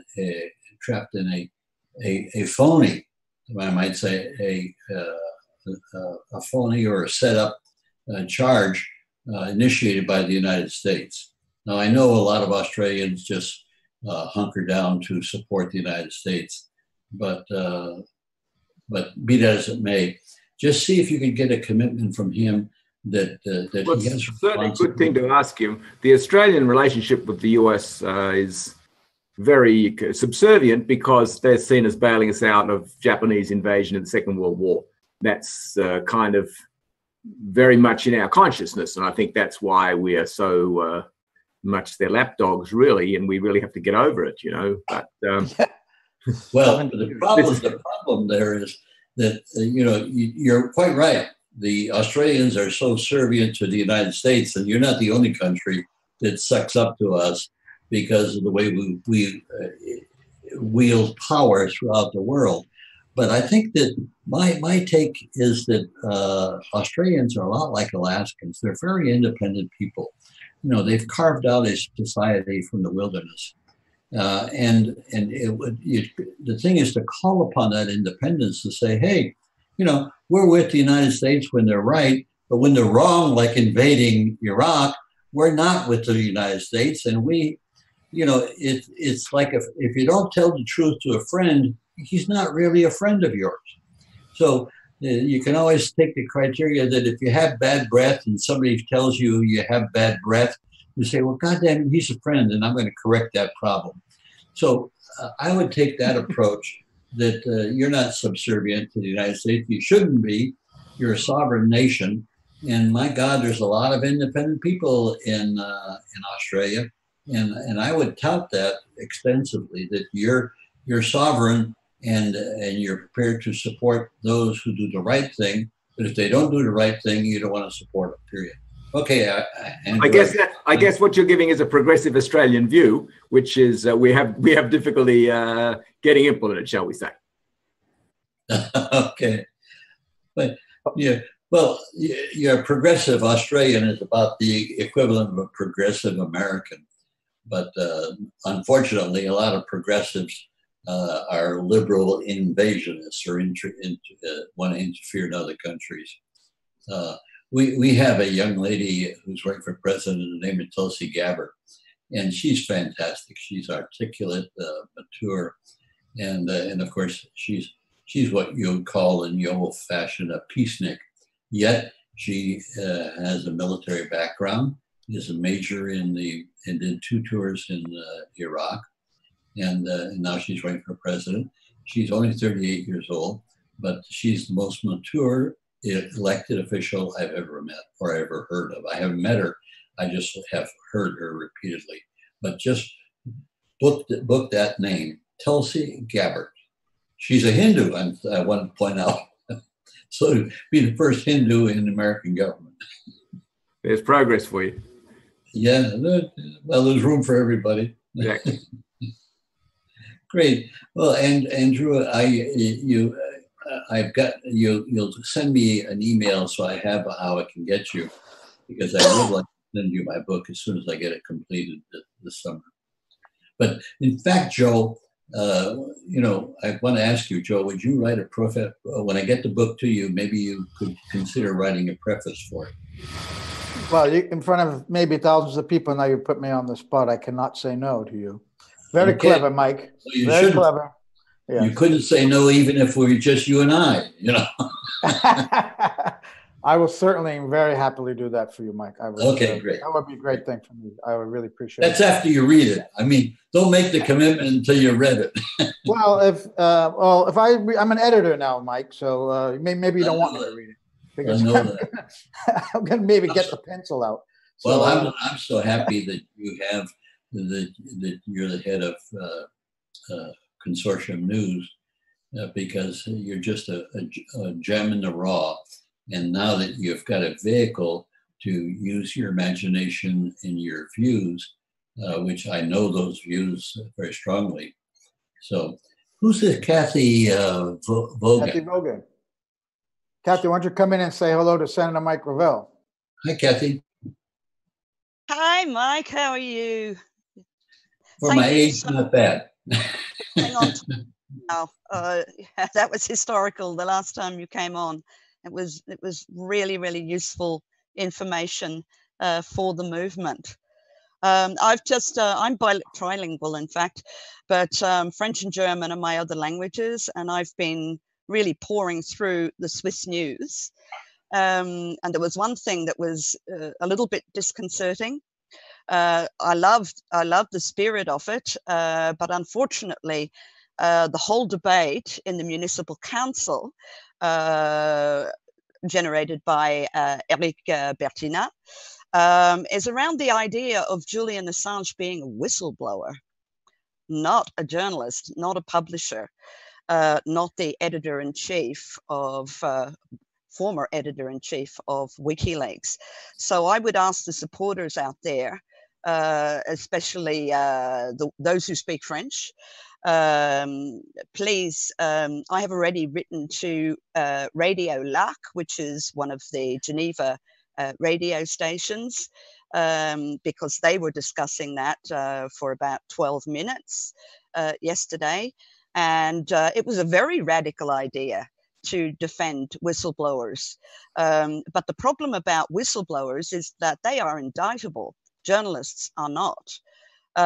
We've had it pointed out to us a couple of times, particularly by William Binney, that Executive Order 13526, Section 1.7, and that is Obama's law, makes it illegal to classify material simply to hide a crime or embarrassment to an administration. So it's illegal to classify information that reveals a crime, but it is not illegal to publish it if it is leaked. So what I told Radio Lac in Switzerland is Julian Assange is a journalist, just like you. And I think if the Swiss actually move ahead with this debate on the basis of Julian being a journalist and not a whistleblower, then I think it will possibly go a lot further. Now, they were the people at Radio Lac were absolutely astounded that such a discussion, and they were only supposed to be talking about in the municipal council, we're only supposed to be talking about moving an office from one place to another, but then it ended up as a 1-hour debate about giving Julian Assange, the whistleblower, asylum. And at first they were astounded that you know, about this, the cheek of them. So they're going to ask something like this of our federation. But then they started, there were 3 journalists on the program discussing together, and they started talking about it, and they thought it was a damn good idea to protect whistleblowers. Otherwise, we all sink into sink into totalitarianism. Now, you know, that's a dream far off, but certainly we have to be very, very careful. There are 3, you know, because Julian Assange has been so misreported on, and WikiLeaks have actually issued a list of all of the misreporting, common misconceptions. But if I might make it simple, there are 3 levels. Level 1, the truth. Journalist, former editor-in-chief of WikiLeaks, publisher. That's the truth. Common misconception, and usually quite innocent, whistleblower, and the whistleblowing site.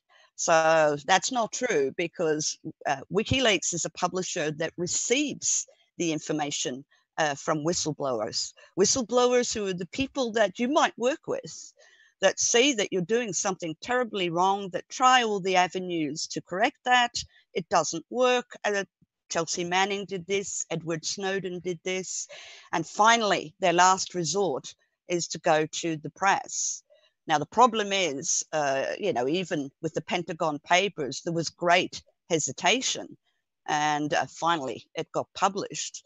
But most of the time, it doesn't pass the gatekeepers, and so that information doesn't get out. And as Andrew Fowler, one of our best Australian journalists, has pointed out, what governments like is the official leak that they can pass to their favourite journalist, who will get the story out the way they want it, with the spin they like, right? So there is a publishing house, there is a journalist, there is an editor-in-chief, who is now Kristen Hrafnsson, the wonderful Icelandic journalist who's taken the baton from Julian Assange. So there is WikiLeaks that will, if this information is previously unpublished, if it is true and they go through rigorous processes to fact check, and they have never been wrong, they will, and it's in the public interest, they will publish. And then finally, the 3rd level, total smear, hacker. And that is still a great problem in the Australian media. Christine Assange has already spoken about that in her last interview, saying that Australian newspapers, she never stops contacting them about saying that Julian is a hacker, when he did a little bit of hacking as a bright young kid when he was 17. but that was more like what we call penetration testing. And that was just to test the security of systems. They would never do any damage, and they would just leave a message to say, your system is not secure. And of course, we have just found out at DEFCON 29, which is the hacking conference in Las Vegas, that 30 children around the age of 11 were able to hack into the Florida voting, a replica of the Florida voting machine, in under 30 minutes. And one of them took less than 10 minutes. So if a child can do it, who's at fault here? Is it really the hacker, or is it the government or any other corporation that is not keeping their systems secure enough? This point has been made by other vigilists, that if governments want things to be secret, well, their first responsibility is to build secure systems. But is that a good idea? What WikiLeaks has released is evidence of war crimes, of terrible corruption. You know, Article 16 of the Universal Declaration of Human Rights includes the right to receive, not just impart information freely, but to receive it. And I believe that all humanity has that right.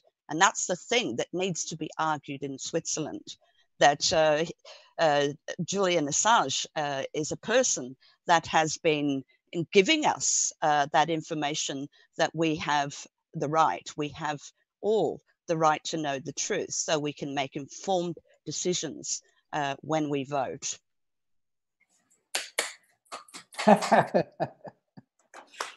He's a piece of work. I've been busting to say that because you know, I've got very little sleep very early in the morning. You're very knowledgeable. You're very knowledgeable, and you express it very intelligently. Thank you, Mike. I've been a WikiLeaks supporter since 2010. And very avidly and very, very diligently. And, you know, it's been our job to fact check. It's been our job to try and correct. I mean, there's not much you can do about the trolls, but you can correct the people who have good intentions, but they've just gone off on the wrong track. Very good point you make that, because there's some people that they're not going to change on regardless of what you show them. But there are a lot of sincere people that if you point out the errors that they're hanging on to, they'll correct. So I just want to underscore your concept in that regard. What the concept? Well, the concept. Yeah, the concept that you just articulated. Oh, sorry, I thought you. That go for the middle. Go for the fine people. Don't go for the garbage. Yeah, and God knows there's a lot of what I would call the crazies out there on the far left, far right. They're just unrelated to what is truly going on. And so we have a problem with the centrists too, Mike.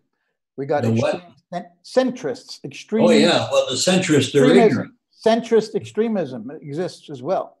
As Tariq Ali, the British filmmaker and writer, has pointed out in one of his books, that they're clinging on to the status quo. And we're talking about the liberal parties and the two established parties in the US and part of the Labour Party in Britain and whatnot, and probably in Australia as well, want the system to carry on because it's good for them. Same with the editors and journalists of big publications and media, TV stations, good for them, the status quo. Joe, could I ask you a question? Yeah. What came of the idea to get some member of the British Parliament? I think there was one member who was calling for the government to change their approach to Julian and disavow the phony charges with respect to jumping bail. And of course, the Swedish part of that equation has changed and has gone away. And so is there anything come of trying to get members of Parliament? Corbyn would be a natural. If he made one speech on the subject, it would lodge this as a major problem in Britain. So anything come of that suggestion, Joe? Well, we've got two campaigns now we're talking about. That was the first one, and I was hoping that Ray McGovern of VIPS, Veterans Intelligence Professionals for Sanity, would draft such a memo and send it to Jeremy Corbyn. And I think here that group is dismissed by the establishment, very much so. But I think in the UK, I'm just guessing, that if Corbyn's office sees these lists of people who worked at the National Security Agency, at the Central Intelligence Agency, at the FBI, at very high levels, people with decades and centuries maybe of experience together, when we add you in, Mike, because you were also a member of VIPS, that they might be impressed by that. But it's definitely worth an effort to do that. And the second campaign is the one we've just talked about tonight, of getting a letter to the High Commissioner in London. And that would extend to any Australian citizen listening to try to send letters to the High Commissioner as well, to put some pressure on. If the letters come in, the emails come in, phone calls come in, he may have to feel like he has to respond, even if he's not inclined to do anything to help Julian. At least he knows that people out there are aware of his inaction and calling for him to reverse that. Joe, might I add, as a response to Mike, Jeremy Corbyn should have the motivation to stand by Julian Assange, because both of them are victims of the coordinated smear of the Integrity Initiative. Right. So, well, somebody needs to draft a letter. I thought that Ray McGovern hopefully would do it. So Ray's in the middle of a move to North Carolina as we're speaking right now. After more than 50 years living in Washington, in the same 8-bedroom house in Arlington, Virginia, he's actually moved to be close to the grandchildren. So he's been out of action. But once he's all set up again, I'm going to press him on that. Plus the other VIPS members. I think that should be done. It's their call. I don't have anything to say about what they do, but I could suggest that they do that.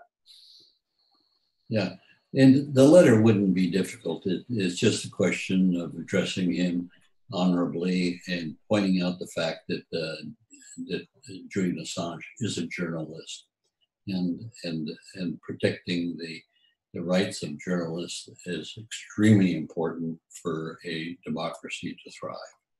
So something like that. And then if, I don't have any contacts in London that I could use to hand deliver it. But I think that Ray McGovern, who heads up our organization, would be the person to get the letter off. And he could include all of our names in support of the letter.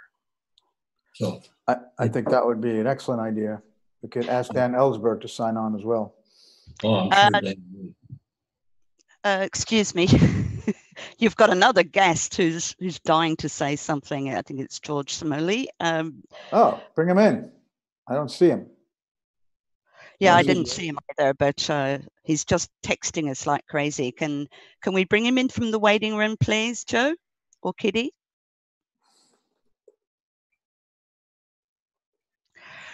Somebody thinks that Kitty may have fallen asleep. This is the problem I have getting in, Joe. It's not as simple as just pressing a button. Oh, well, please continue, and we'll do our best to get George in as soon as possible. Yeah, well, we need a new voice. Yes. Yeah, we're... Joe, might I do George, a plug then? Come in. Oh, he's here. Great. Well, there he is. And we have Simon. No, we have Simon. Simon? Yes, Simon is with us from Australia. And there's George. So George was dying to get in. And you're in, George. So you got the floor. You've been listening to our conversation. George, go ahead. Unmute yourself, please. Another problem. Okay, can you hear me now? Yes, we can. Yeah, good.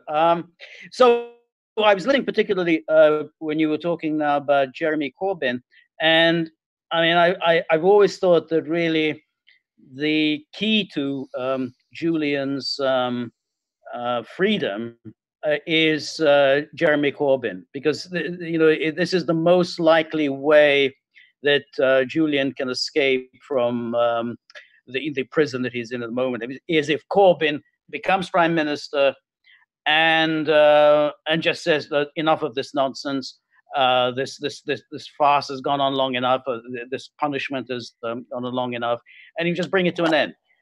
He'll pack him off on a plane, and that's it. You know, you send him straight to Australia, and it's all.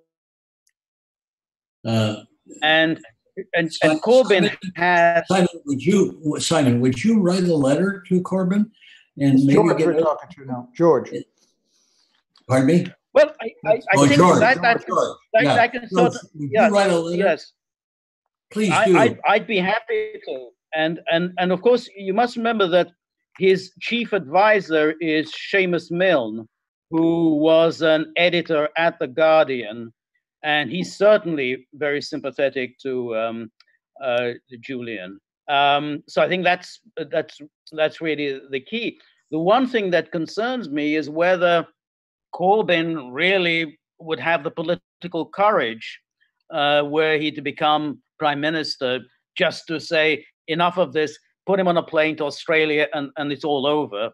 Because you know, the man's being smeared day and night. I mean, it's just as outrageous what goes on in London now. He's smeared. One day he's smeared as an anti-Semite and a Nazi. Next day he's smeared as a card-carrying communist. Another day he's smeared as a kind of a lapdog of Putin's. I mean, this is the entire media is running this campaign. So it would require some real courage and determination on his part to step in and say, you know, because Corbyn knows exactly what's going on. I mean, you know, he's under no illusion. He knows that this is completely bogus. The charges against Julian. It's really a question of whether would he have the political strength to persevere on this course. Well, I think. I mean, at the moment, he's leader of the opposition, and you know, Theresa May is not going to listen to anything he says. I mean, the real question is, after the election, any prime minister. George, that's not the purpose of the exercise. I wouldn't waste any time with Theresa May, since she's got her hands full with Brexit. But Corbyn, this would not take a lot of courage. He just would make a statement that it's unjust and criticize the British position, which politically would be very good, and help him in his candidacy to become the prime minister. And so I think you should write a letter to him and get any other friends of Julian to write a letter to him. Having been an elected official, I got to tell you, letters have an impact. Even if they get to staff, if the staff is turned on by the subject, like what you're talking about, his chief of staff is sympathetic, then the chief of staff will weigh in. And all of these things have an effect on, we're all human, regardless of what level of society we're at. And when people just keep gnawing at you to do something, it has effect. And so I think that getting a letter off to him and getting a couple of your friends who share your views on Assange to get a letter off to him and say, look at this, we're not asking a lot. We're just asking that in one of your speeches, you just make a statement that this is a ridiculous position for the British government to take. And it erodes freedom. And we're for freedom. So if you would do that's a good idea. That is actually a good idea. You know, that to get a letter to him, and you know, he could just make a statement in Parliament. I mean, and that would have a big. One paragraph he could do it in Parliament, and that'd be the end of it. And it won't hurt his career. It'll help his career. Okay. That's interesting you say that. When the political calculation he's making is whether that would help him electorally or not. He could also ask her, the prime minister, during question time. Wouldn't that be a spectacle? That's right. If he asked her about freeing Julian Assange. Yeah, that's exactly when he should do it, because that's his job, to ask difficult questions during the course of the Q&A. So. Absolutely. Simon, do you want to jump in here? You're patiently waiting in the corner there. Another muted guest. Mute. Talking about censorship. Okay, here we go. Okay, no censorship now. I just want to add on this point regarding this whole conceptualization of the political situation. I think we need to bear in mind all the time that politics is mostly theatre. And when it comes to trying to mentally psychoanalyze the various players, I think that's always a danger. We should always err on the side of assuming possibilities. And I'll give you an example. For instance, Assange is probably one of the most demonized people that's ever existed. But certainly Gaddafi would come close if he wasn't, if he didn't actually pip him to the post. But there was a time, going back a few years, when Gaddafi was suddenly resurrected, and Tony Blair was talking up Gaddafi, and I can't remember exactly what the context was. There was some role that he had to play back on the world stage, and they just overnight they just turned his image around, because nobody who, everybody who was calling him such a terrible guy, and frankly he obviously was, didn't really care about that. It was about politics. And there were a few other, so that's just a minor comment there on a general approach. But specifically with regard to this issue, George Brandis, the High Commissioner in Australia, Australian High Commissioner in London, Greg Barnes, one of Assange's lawyers, who's been on the Vigils a couple of times, had quite some interesting things to say about Brandis, and also the former Prime Minister Malcolm Turnbull and Julie Bishop, his Foreign Minister. Now, those two have been replaced recently. We have Scott Morrison now as Prime Minister of Australia, and now I momentarily lapsed on the name of our current Foreign Minister. But Greg was emphasising that there is actually quite some depth of sympathy in those three people, including the High Commissioner. But the way that the theatre is being carried on politically and through the media has meant that they actually haven't done anything. Okay, Maurice Payne, Kathy just told me, the Foreign Minister of Australia currently, is quite right. Get back on my track. Yes, Greg Barnes was saying there's actually quite some depth of sympathy for Assange, but because of the climate, there was no actual positive action taken. But it was quite distinctive for that whole period. There was nothing negative said by the Liberal Party about Australia, about Assange. Now, in the current circumstance, the government of Australia, the Liberal Party, is facing an election shortly in Australia and is not in a very good position. Likewise, Theresa May in the UK is not in a very good position. Now, they speak very dismissively of Assange, and recently Steve Ciobo, the Foreign Minister, sorry, not Foreign Minister, the Minister for Defence in Australia, made some very disparaging comments about Assange.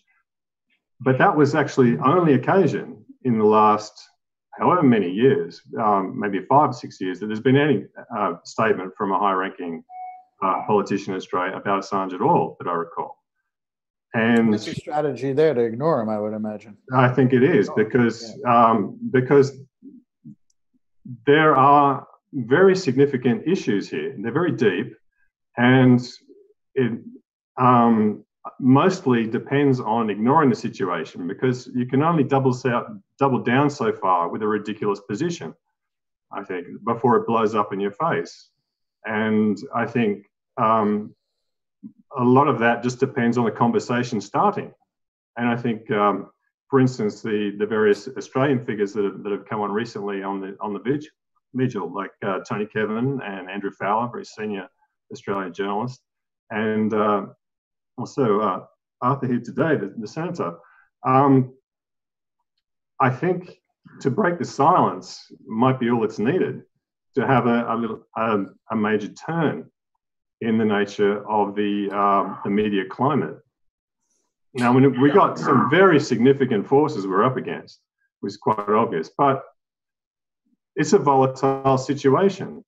And the fact that the media constantly, it has such a negative presentation of the matter, doesn't necessarily give a true indication of the political situation, the underlying political situation, when you take into account public opinion, the potential for public opinion to change, the actual underlying issues, the legality of the situation. Because anybody who's looked into it knows full well that the UN, the UK, is violating their own ratified human rights law, and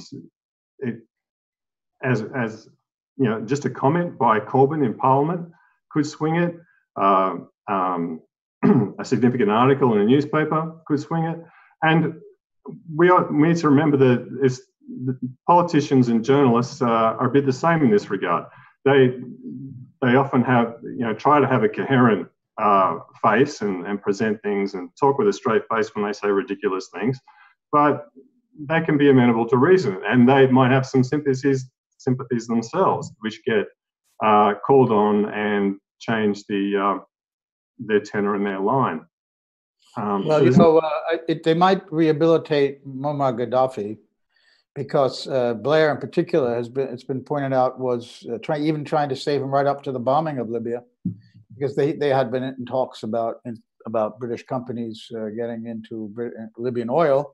Right. Then there was the issue of getting Gaddafi to give up his weapons of mass destruction deal. Yes. And when he did that, he became a darling of the West. He was somehow no longer the horrible man he was. So as you're absolutely right in pointing out, it's just expediency in politics. But then suddenly he was a man they wanted to kill, and they had him killed.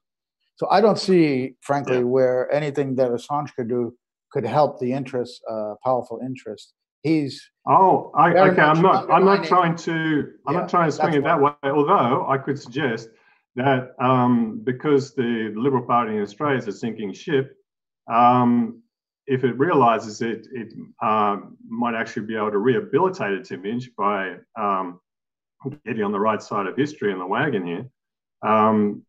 That's a possibility. Likewise in England. But also another thing is that with respect to political moves in this regard, they don't have to be flashy. Assange is weighing on Britain's prestige. The fact that they're treating him like this, the fact that they're so obviously abusing human rights in the centre of London, they pretend to ignore that. They pretend that's not a problem, but it does actually wear on their international image. And if they can just get rid of him, if they can just say, okay, we'll deport him to Australia, we're sick of him, they might be interested in that. I think there's various ways to add up. It's quite obvious. Joe, if I might... could I excuse myself? I've got a conference call that I've got to get on. Yes. So I'd like to excuse myself and thank everybody for participating in the program. So I'll be... Thank you. We thank you, Mike. We thank you for your input. It's an honor to meet you, Mike. Okay. Yes, thank you, Mike. If I may respond to one thing that Simon said. Simon says. Yes. Look, we make the assumption, and we probably blame politicians because we think that they are aware of Julian's situation, but politicians read the papers too. And a lot of them form, and a lot of them don't read everything that comes through Parliament or backstories, particularly about Julian Assange. So you have a lot of politicians who get their information from the media. I think this is true in Australia, and John Pilger has complained about the Australian media,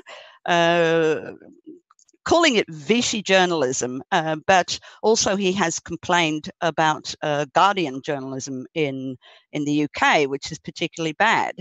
So you have this vicious circle happening, where if papers publish lies or misconceptions because they too are not well enough informed, then the politicians form their opinion on the basis of what they've read in the papers.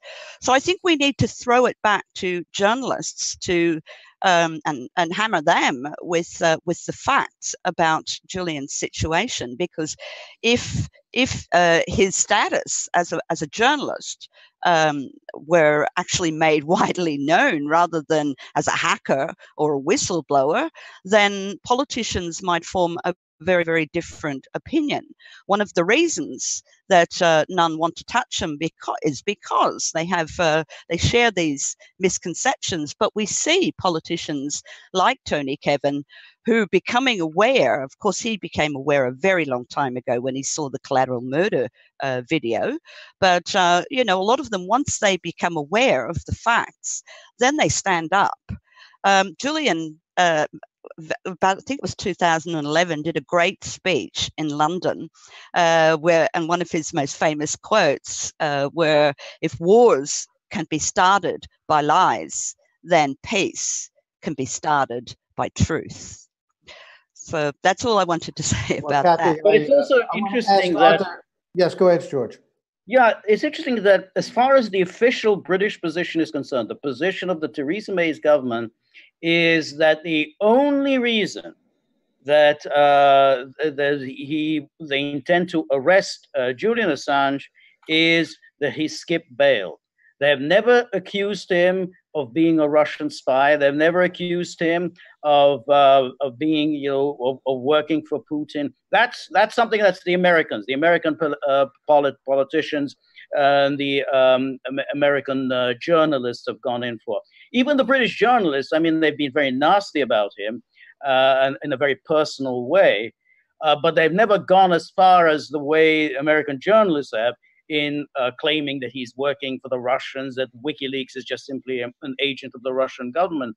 So I think there is a room to say, well, look, if the only thing that you've got against him is your claim that he jumped bail, then for heaven's sake, the man's been locked up for 6 years.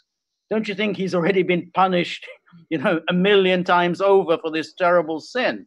So of course, you know, I mean, there's something going on in the background, of course, the pressure from the Americans, but none of this has ever been acknowledged by the British. The Theresa May government is still that, oh, well, he's jumped bail and he cannot possibly evade the consequences of his actions by jumping bail. Well, that's an interesting point, George. I wanted to ask Arthur a question, but before that, just to illustrate something that Kathy was saying about politicians read the paper. When I wrote the book with Mike Gravel back in 2008, we wrote a book together, and Daniel Ellsberg wrote the forward. So and because it was very much about the Pentagon Papers, because Ellsberg gave the papers to Gravel to read in the Congress, I interviewed Dan a few times, and he told me that he initially wanted senators to read it. He eventually found Gravel. He brought the Pentagon Papers to various people in the U.S. Senate, and they all turned him down.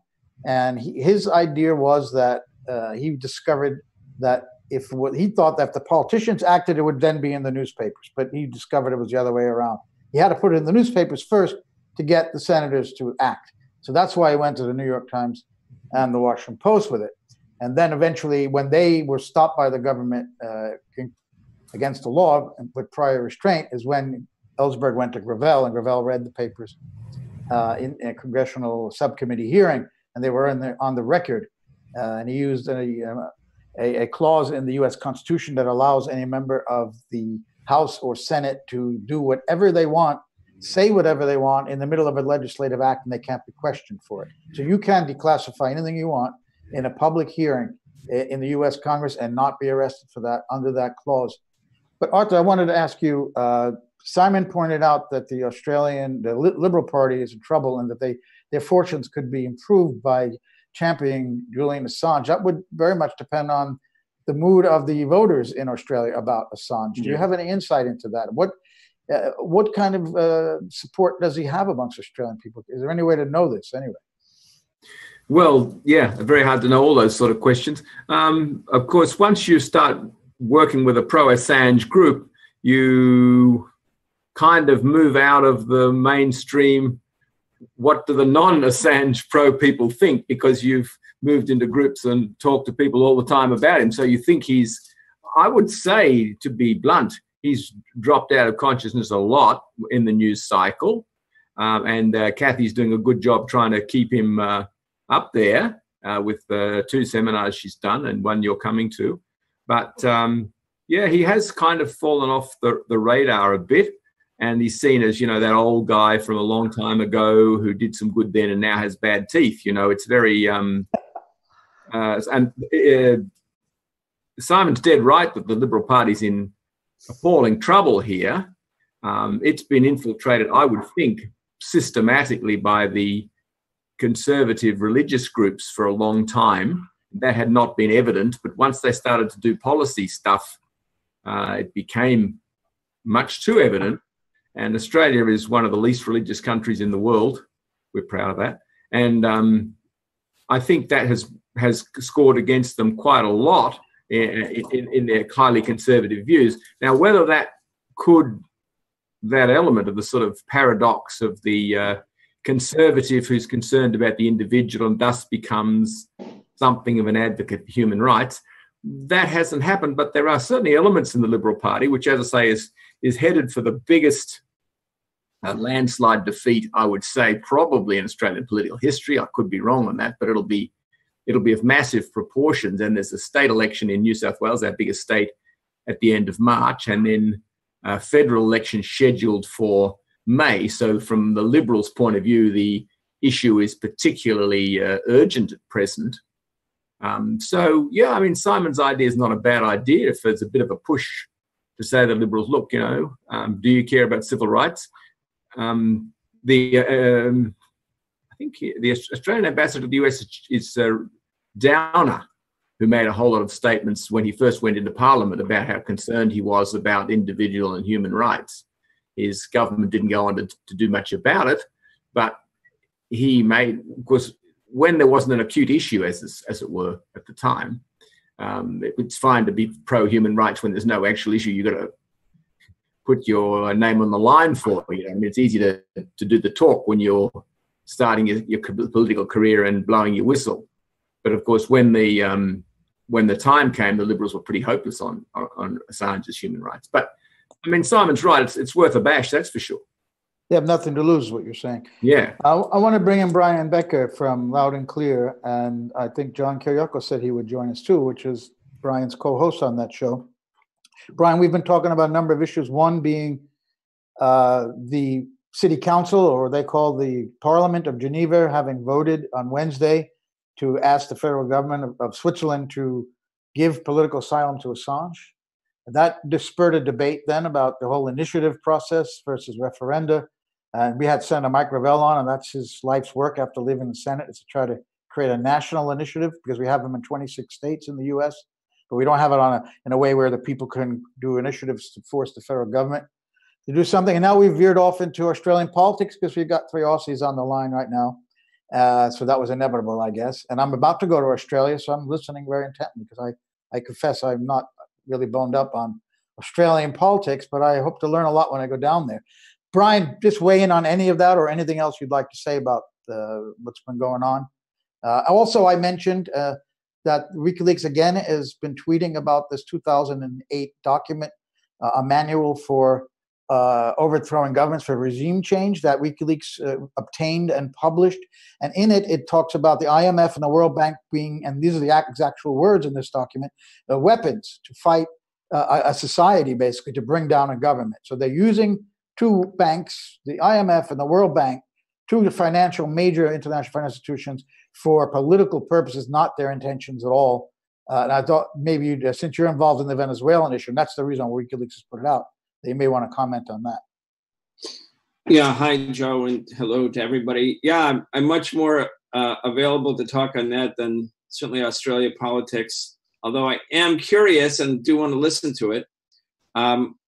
Yeah, the document that WikiLeaks released, they call it the U.S. coup manual. That's not its official name, of course, but it's the Army Special Operations Forces Unconventional Warfare booklet. In some ways, it doesn't say anything that people who are carefully observing or have carefully observed U.S. foreign policy wouldn't know.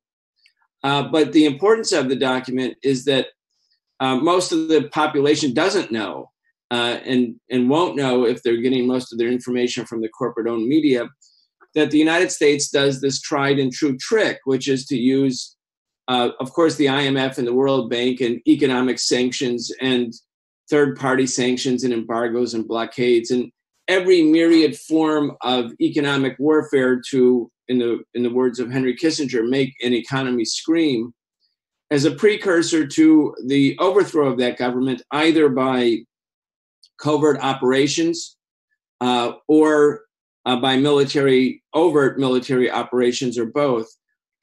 In order to carry out these kind of coup d'etats, which we see unfolding in the most brazen way in the case of Venezuela, but which happened in a little less brazen way in other places, say in Iran, in particular in 1953, after the Mossadegh government nationalized the Anglo-Iranian oil company, now known as BP, or what happened to Allende in September 11th, 1973, and the lead up to that.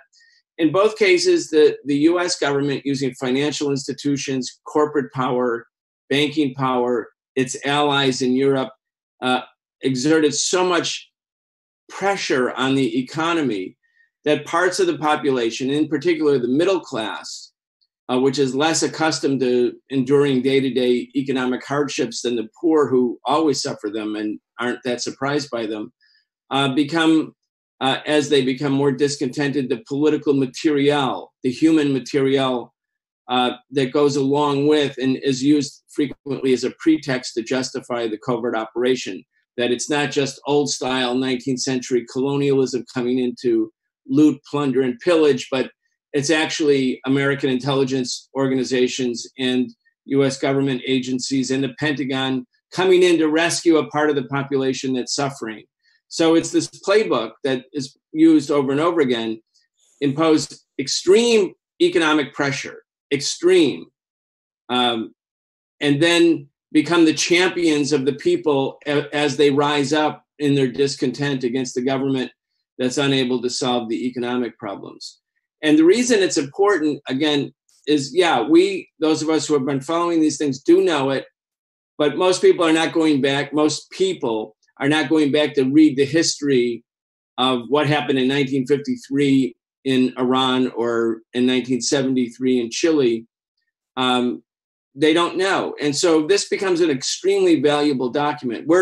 I'm working, as you might know, Joe, and have been working every day to build mass actions in the United States opposing the Trump administration's coup efforts in Venezuela.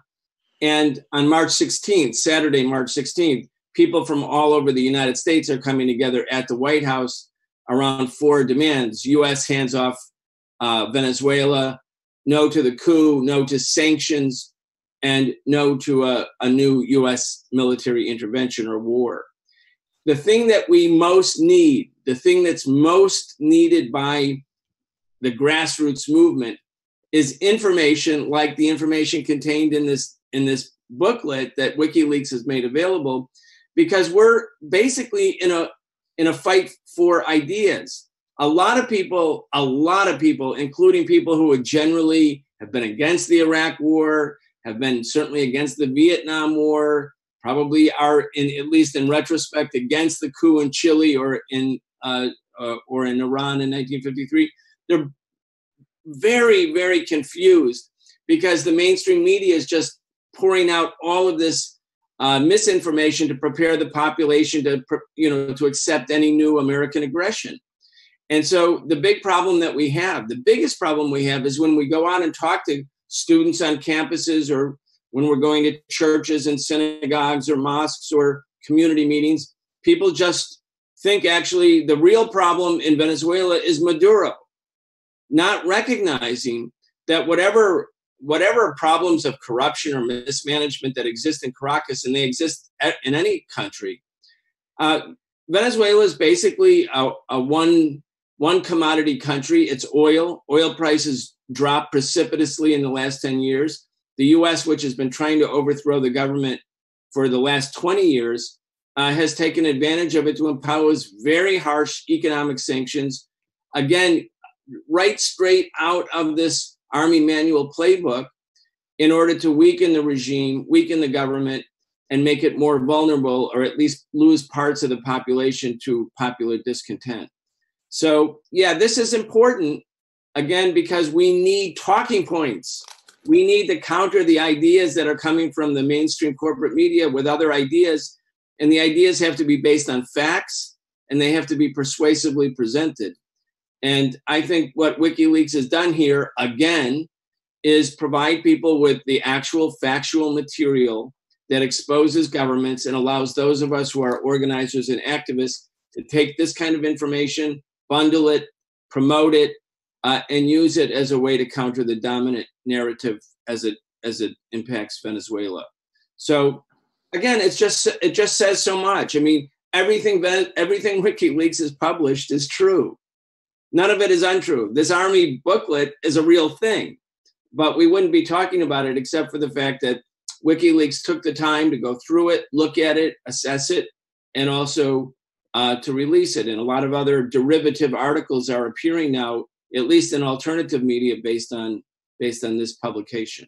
On alternative media. So it's no accident that the corporate media doesn't give the history that you referred to before, like Iran in 53 or Arbenz in Guatemala, or certainly Allende 73. That's done, I think, purposely. There's a hole, a memory hole, where history is just disappeared, and there's no context for the people of the United States, the readers and the viewers, to understand that this is not something new, that there's a long history of this in the US. You know, it reminds me of what Winston Smith was doing, of course, in 1984. His job was to go into the archives of the Times of London and change things so that if anybody went back and looked it up, you know, they wouldn't be able to point out that the government was lying or that they promised something they didn't do.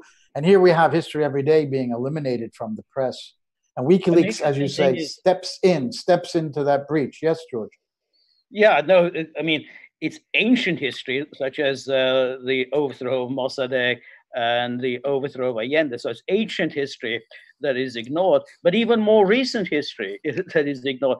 I mean, the reports about Venezuela simply don't even mention the sanctions that the United States have been imposing for the last 5 years. They just don't mention it. So instead, it becomes an object lesson in the failure of socialism. Venezuela is in turmoil because socialism has failed.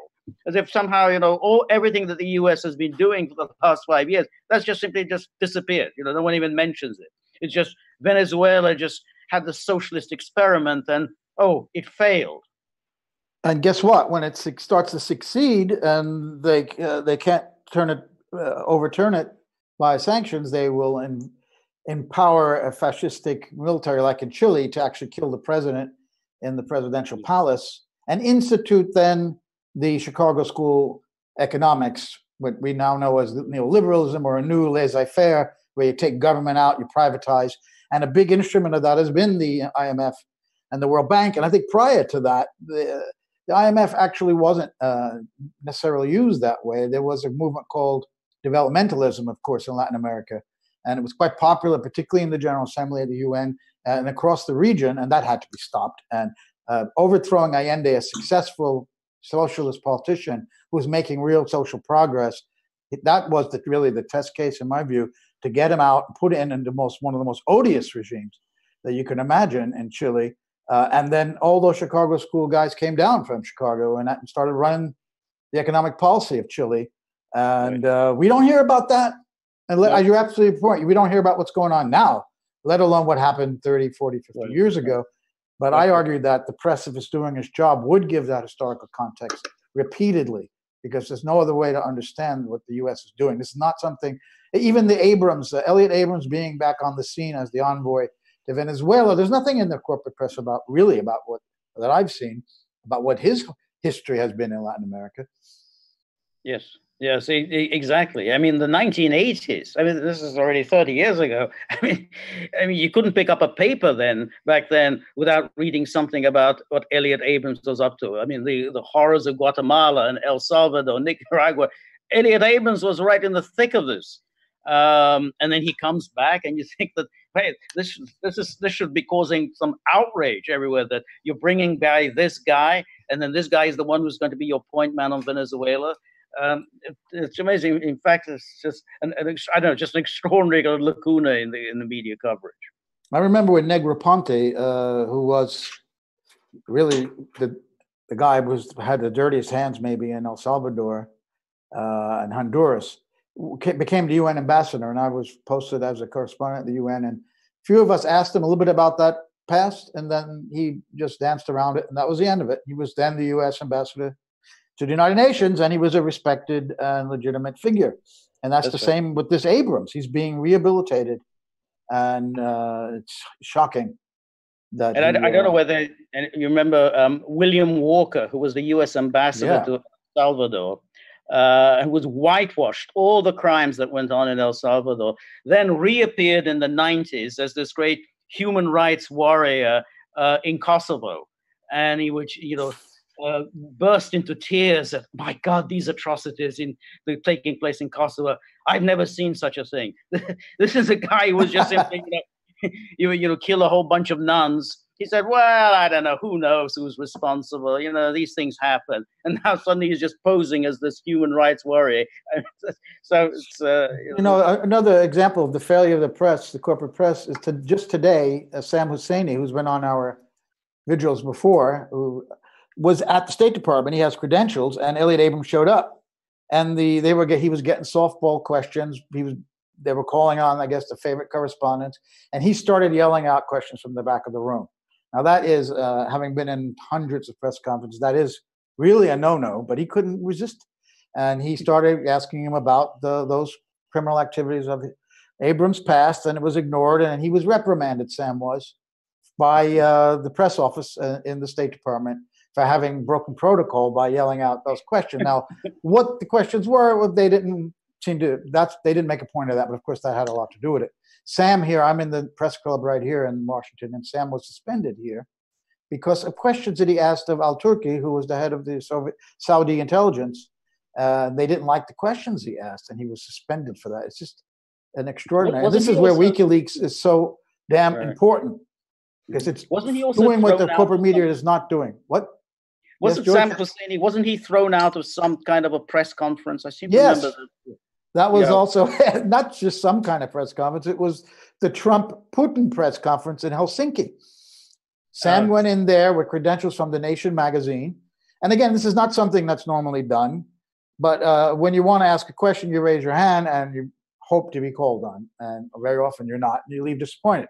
But Sam wrote on a piece of paper, nuclear test ban treaty, because he wanted to ask about that, but it was misinterpreted as he was going to protest.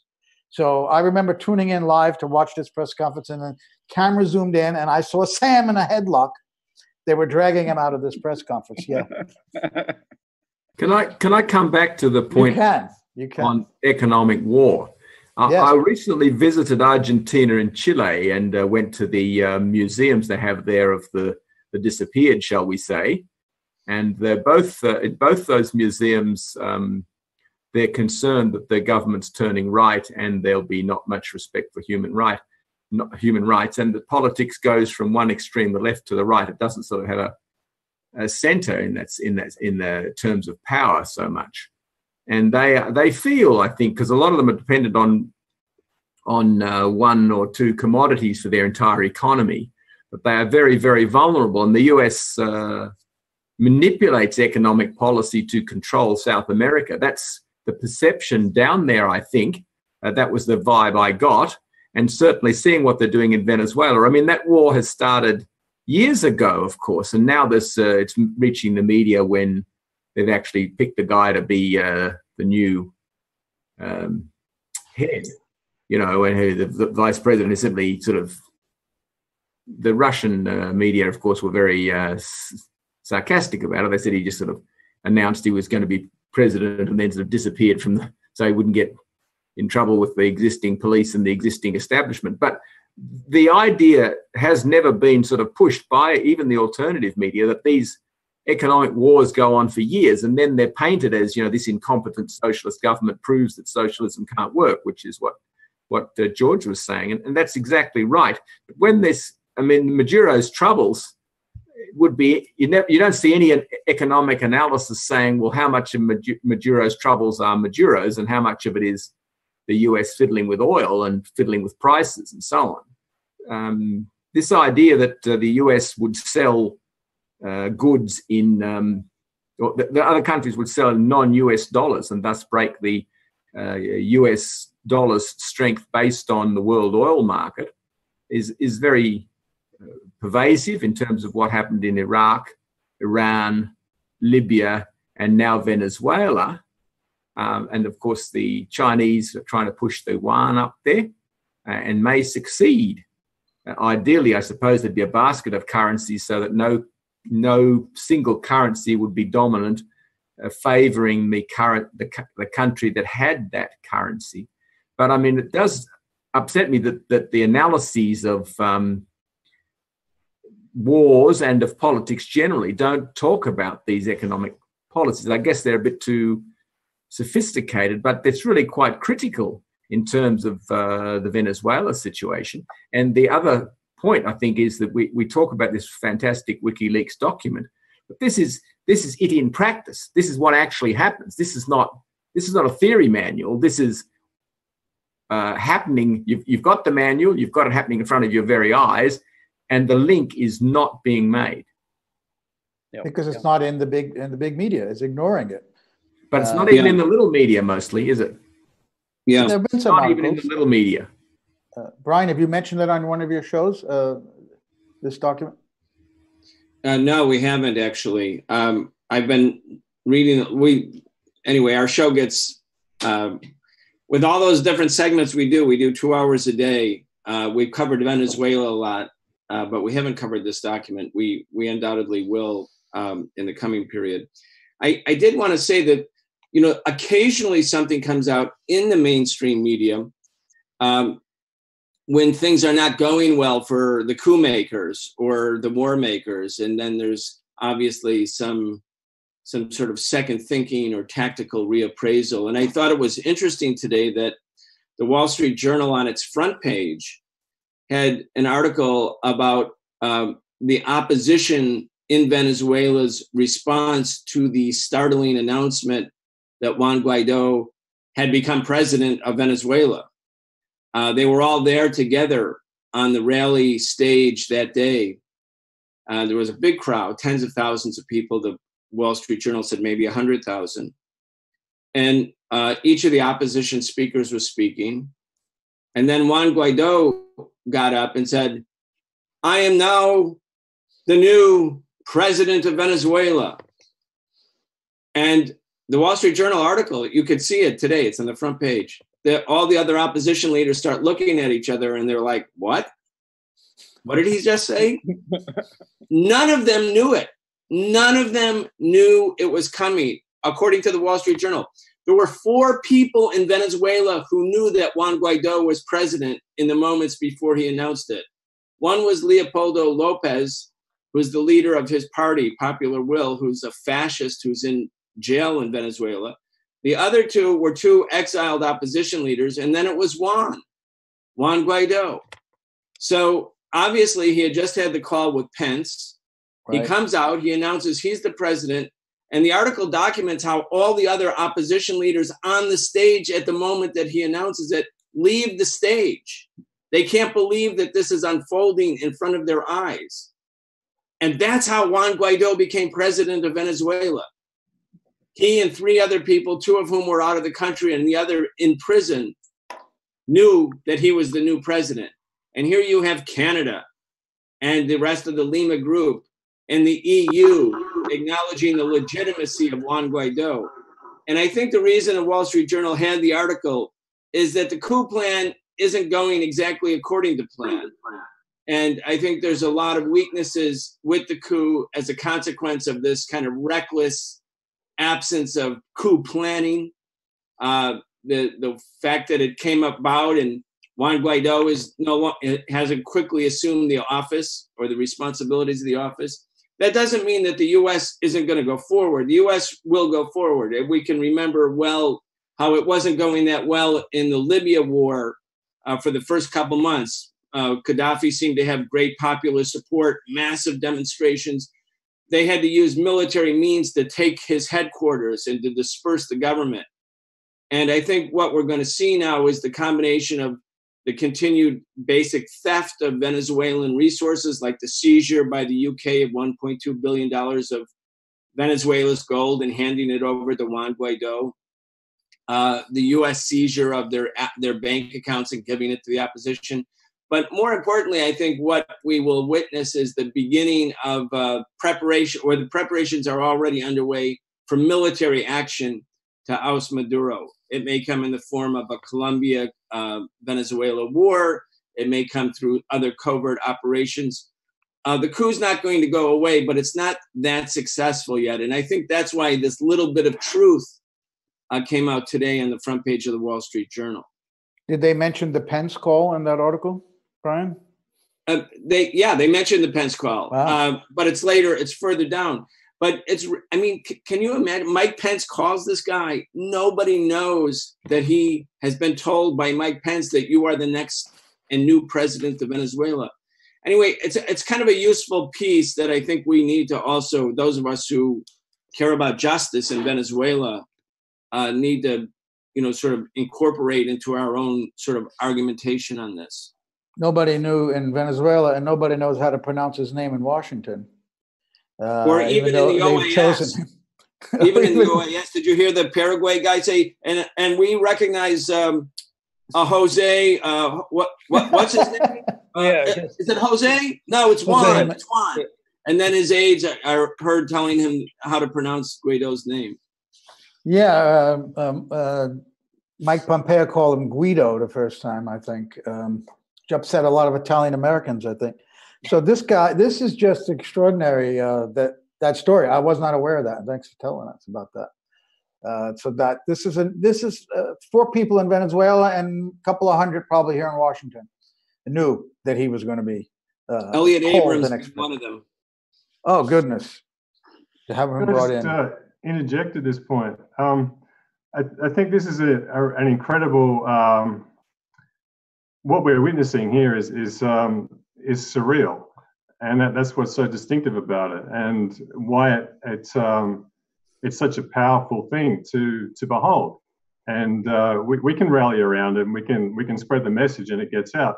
And what I think is curious from this, I just want to draw it back to the broader principle, is that the theatre, the political theatre that operates is largely shambolic. And this is a perfect example of it. And even the Wall Street Journal, you imagine, is supposed to be the regulator, one of the main regulators, like the New York Times, of the imperial narrative, is making it clear that there's anything but democracy that just triumphed there in Venezuela. And so while there is the imperial, for want of a better term, the imperial broad scenario that drives and controls most of the events, there's a core of that which we can't possibly ever influence. The money, there's certain people, Mike Pence, we can give up on him, right? But the Wall Street Journal, apparently we can't even give up on them. Sometimes they come good. So this is kind of what I'm saying. This, I wouldn't, by raising the analogy between Gaddafi and Assange, I only meant to say that it's the superficie, the theatre can change dramatically and radically and unpredictably, chaotically. That's not to say that the driving powers change. They're often very constant, but often the actual political situations, taken as a whole, are very precarious and chaotic. And I think that applies as much with Assange as it does with Venezuela. And indeed, there can be moments where things can galvanize in an unpredictable direction that will finally change the course of the overall situation. I think we might be approaching something like that with Assange. Hopefully. You're right. I'm on just about the Wall Street Journal, having been a correspondent for 6.5 years for the Wall Street Journal, having written for them. I wonder if what Brian is saying isn't the reason for that article being published, because I could tell many stories about how difficult it was for me to get certain articles in the paper, but that didn't fit the narrative that they were pushing and the agenda that the journal has, is that they see this as not going very well, as Brian says. So maybe this is a criticism of the Trump administration, that you guys can't even pull off a good coup. So you didn't tell anybody else except 4 people. So I wonder if that wasn't what, maybe the reporters had a different motive, that they thought this was a pretty good story and people should know this. And then the editors may, and I'm just speculating, but it's based on having worked for them for 6 years, that maybe they thought, well, we can really stick it to the administration. They're not doing it right. And we want them to get their act together and overthrow this government. I don't know, just something I'd throw out. No, I think that's right. I don't think it's any moral outrage at U.S. policy. I mean, it's as Joe says. I mean, they just they say, hey, you don't know what the hell you're doing. If only you had some serious pros in charge. They'd know what to do. Right. I'm not complaining. I mean, if that's their attitude, that's great. We don't need perfect motives. We can take advantage of all kinds of stuff. Might I give another example of the levee breaking somewhat on mainstream media and the effect that had? I'm just going to share my screen and show you. 1 second.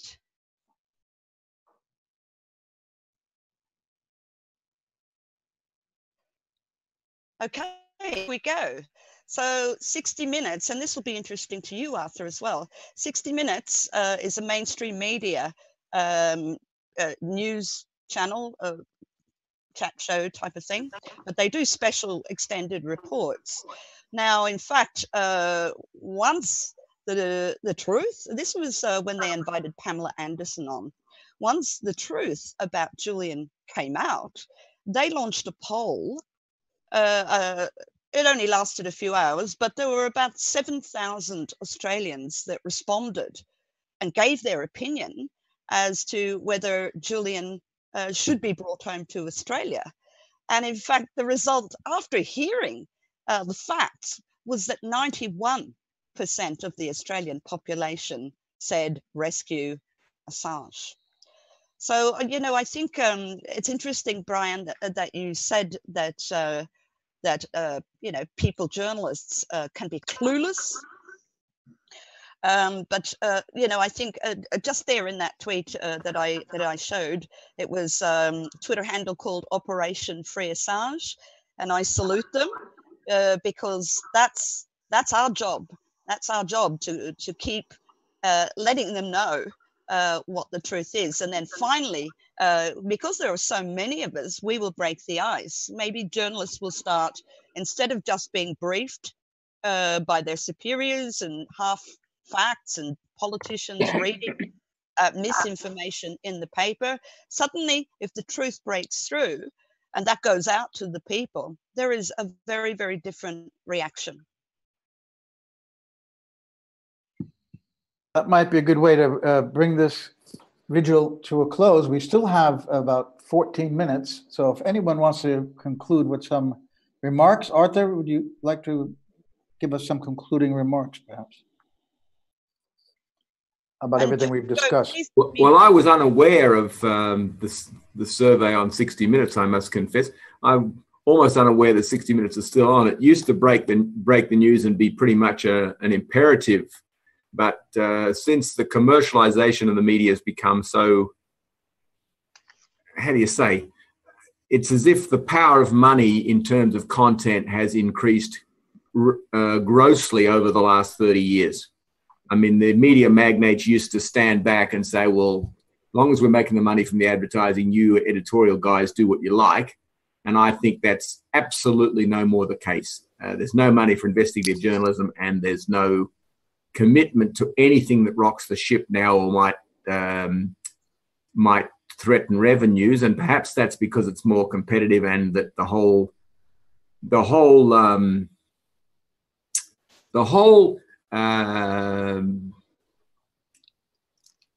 economic model for conventional media, both the press and the conventional TV for doing it from advertising, is so much under threat from non-mainstream, content of Facebook and so on, that the pressure on them economically, and they're sacking journalists and so on. So it's not just news. It's every aspect of content is being damaged in this neoliberal commoditization, if you want to call it that, commodification of everything.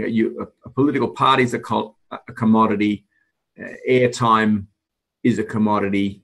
And human beings are a commodity for the health system.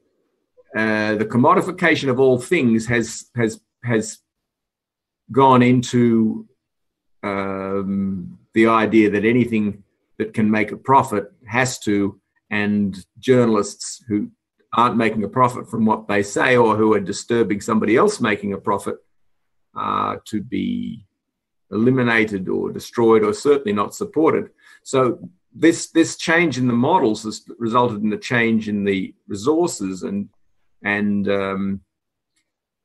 this has not been addressed in Australia with the Conservative government, and particularly with the effects of Rupert Murdoch, who you'd know who from Fox News and so on over there.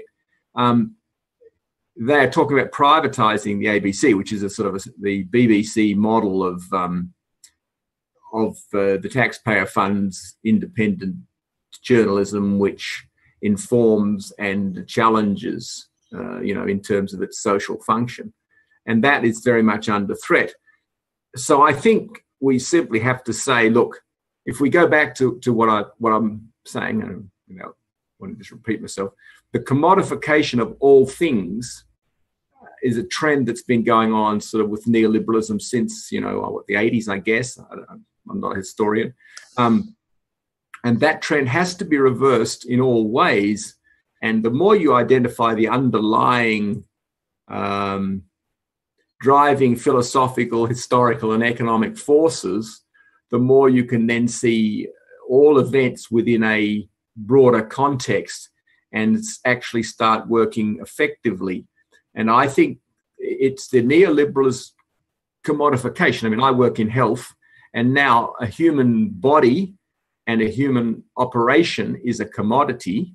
It's not a right anymore. Housing in Australia is an investment category, not a right. And as these things change from rights to commodities, of course, they will behave like every other commodity. Did you buy bananas or apples today? And I think if people come back and say, hang on, our news models are all broken, and until we get funding models that will support independent journalism and accept that there are certain rights, like the right to health, the right to housing, and the right to honest information, until we see our whole society in a new context, we're fighting our battles one at a time, and that's why we're being so ineffective. And I think a lot of activists I know have got burnout because they're trying to deal with 15 issues. And so I'm trying to get back to, well, what's the fundamental problem that's causing all these other things? Are these all manifestations of a common problem? And I would say the commodification of everything. Are you we frozen? You're frozen. So I just wanted to, you're unfrozen. I just wanted to, I liked what you said about what's happened, especially at the TV news. In the old days, it was that the entertainment division would be able to support the news division. News division was expected to lose money, but they got their money from entertainment side. And in the wonderfully prescient film Network of 1976, it shows how the entertainment division would take over the news. That was a radical, ridiculous idea then. And that's exactly what pretty much has happened, because TV news in the US, in any case, is entertainment. It's about the star presenter, not about the news anymore. You can go back to YouTube and look at 1970s US network broadcast, and there was real news there, and the guy was just reading it. And they usually had some kind of background as a reporter, wire service reporter. So it's really greed over public service is what's driven this. We have our own, we had 60 Minutes here too. Probably the Australian one was modeled on that. And that was a very serious news program too when it began many, many years ago, and has also lost its importance and its seriousness in many ways. Let's move on to George, and then Brian, Simon, and Kathy. So George, final words. Well, final words. There's no question that what we have now in journalism is essentially a kind of a few celebrity figures who are not really practicing journalism. They're just simply pundits spouting opinions. And that's where the resources of journalism go. I mean, if we looked at the New York Times, they're laying off people at the same time as they're paying, gargantuan salaries to somebody like Thomas Friedman. And why are they doing this? I mean, they're doing this because Thomas Friedman is presenting a view of the world that the New York Times once presented, and so I think that model of journalism that we used to have, which is a reporter digs around for news and tries to find out as much as possible. That's kind of already gone. There just isn't the money for that. It's the celebrities. It's you're trying to sell a product. That's right. And the guy who is doing it, they want to throw in jail.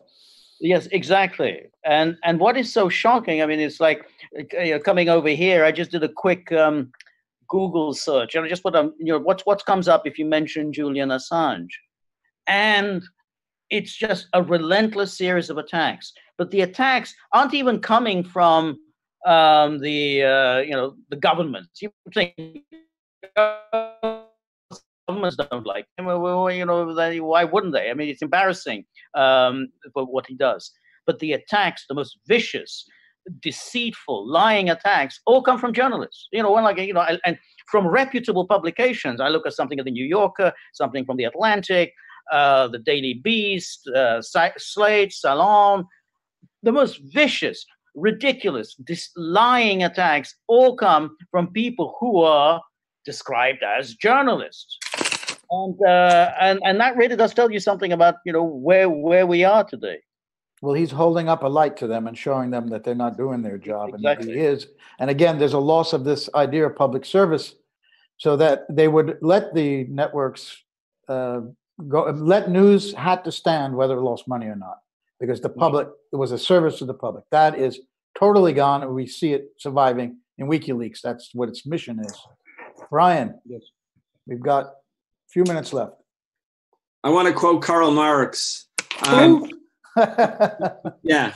So when Karl Marx was just 25, he wrote, "The ideas of the ruling class are in every epoch the ruling ideas. The class, which is the ruling material force of society, is at the same time its ruling intellectual force."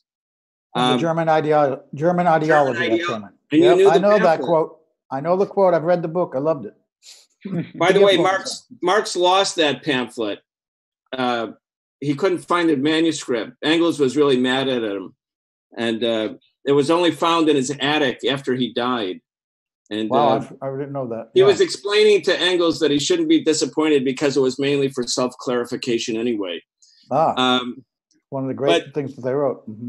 But it's an important concept, and I think it kind of goes to what WikiLeaks has done because of the technology of the internet and the capacity for whistleblowing and the release of documents that counters the ruling class narrative in a way that's much more powerful than in earlier epochs. Even in, it would have been inconceivable in Marx's day that an anti-government, or let's not call it anti-government, a truth-telling agency or media outlet like WikiLeaks could have such a profound global impact in such a short amount of time.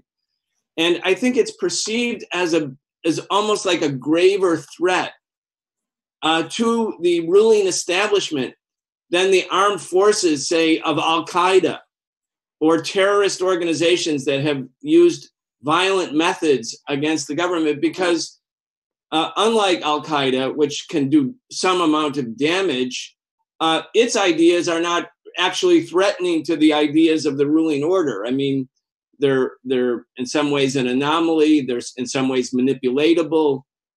But Julian Assange and WikiLeaks as an agency, by telling the truth over and over again, has the effect of empowering people who want justice, who in this day and age expect that there should be transparency, who in this day and age want their government to be accountable, who in this day and age actually, even though they may have become cynical, believe that there could be something called democracy, the rule of the people. But in order to have that happen, the people need the information and not have it all be closeted away, kept in secret vaults.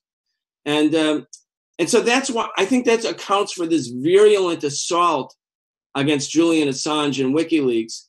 But all the more reason why these vigils are important, why what you're doing, Joe, is important, why all the other real core activists who have done so much for so long to support freedom for Julian Assange.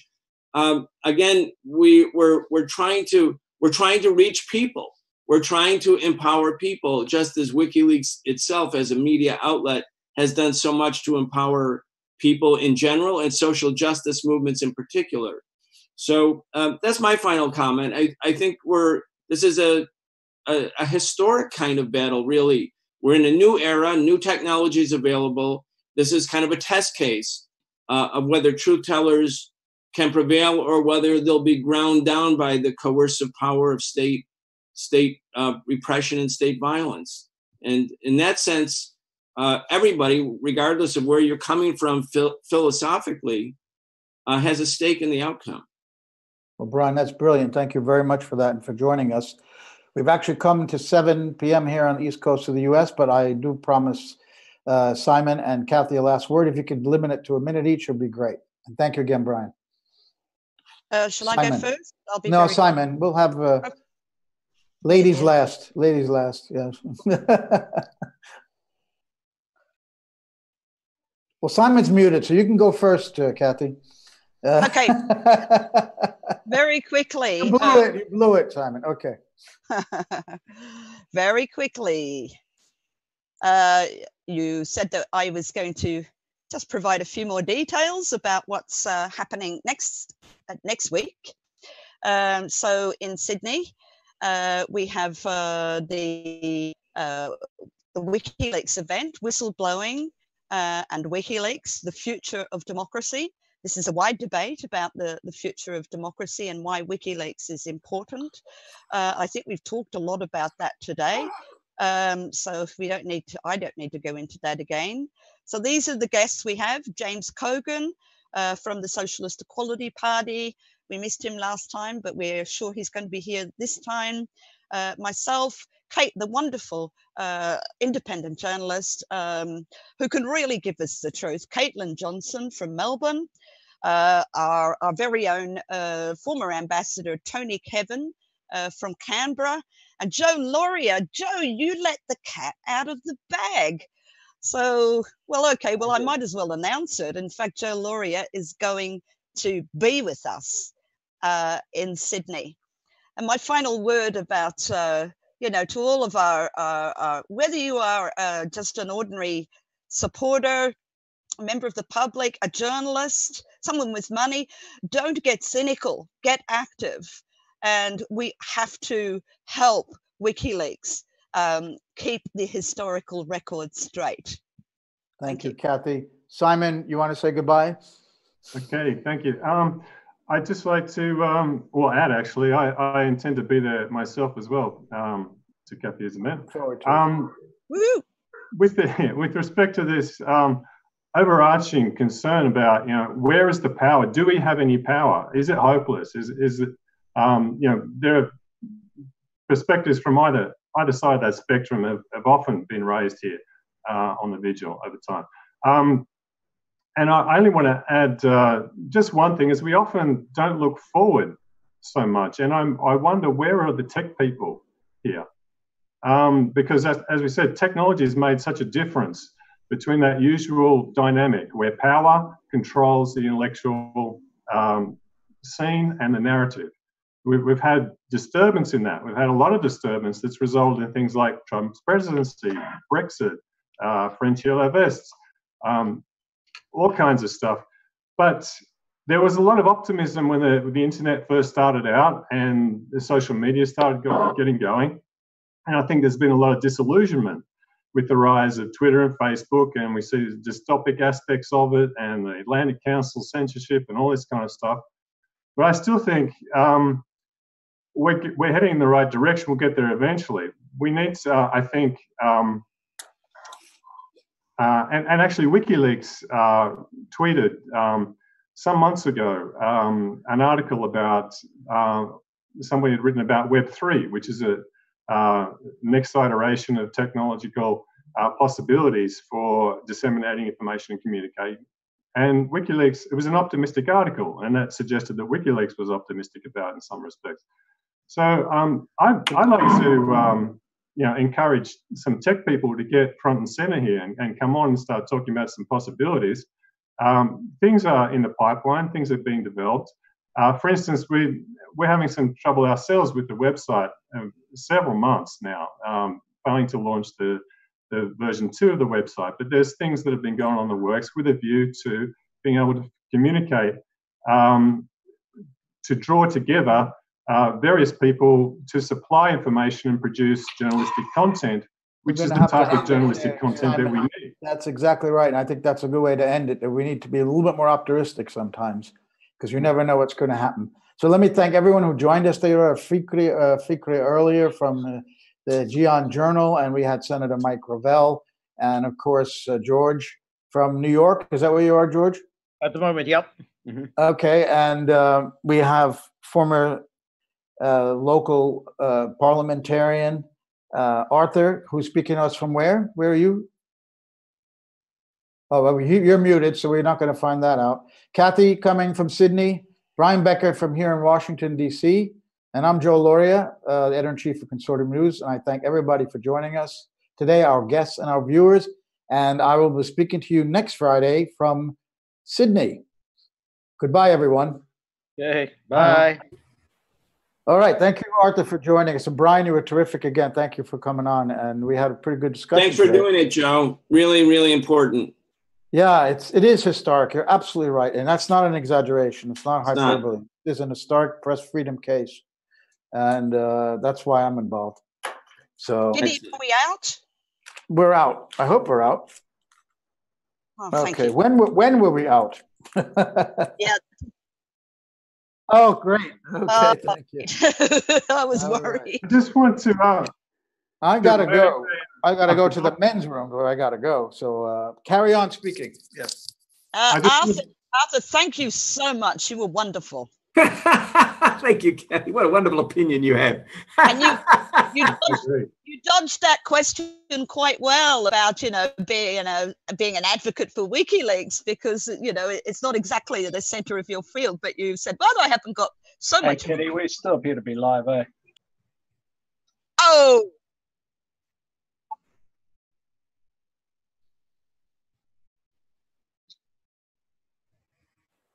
Goodness gracious. Let me just check as well.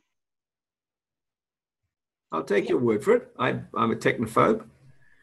I don't think anyone said anything terrible, did we? Oh, no, but sometimes people say things that are really off the record when they think that. You can thank me on the record much as you like. Yeah, that's right. But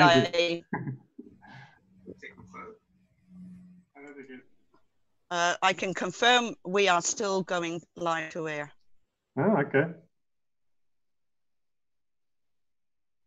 I just heard Arthur say he was a technophobe.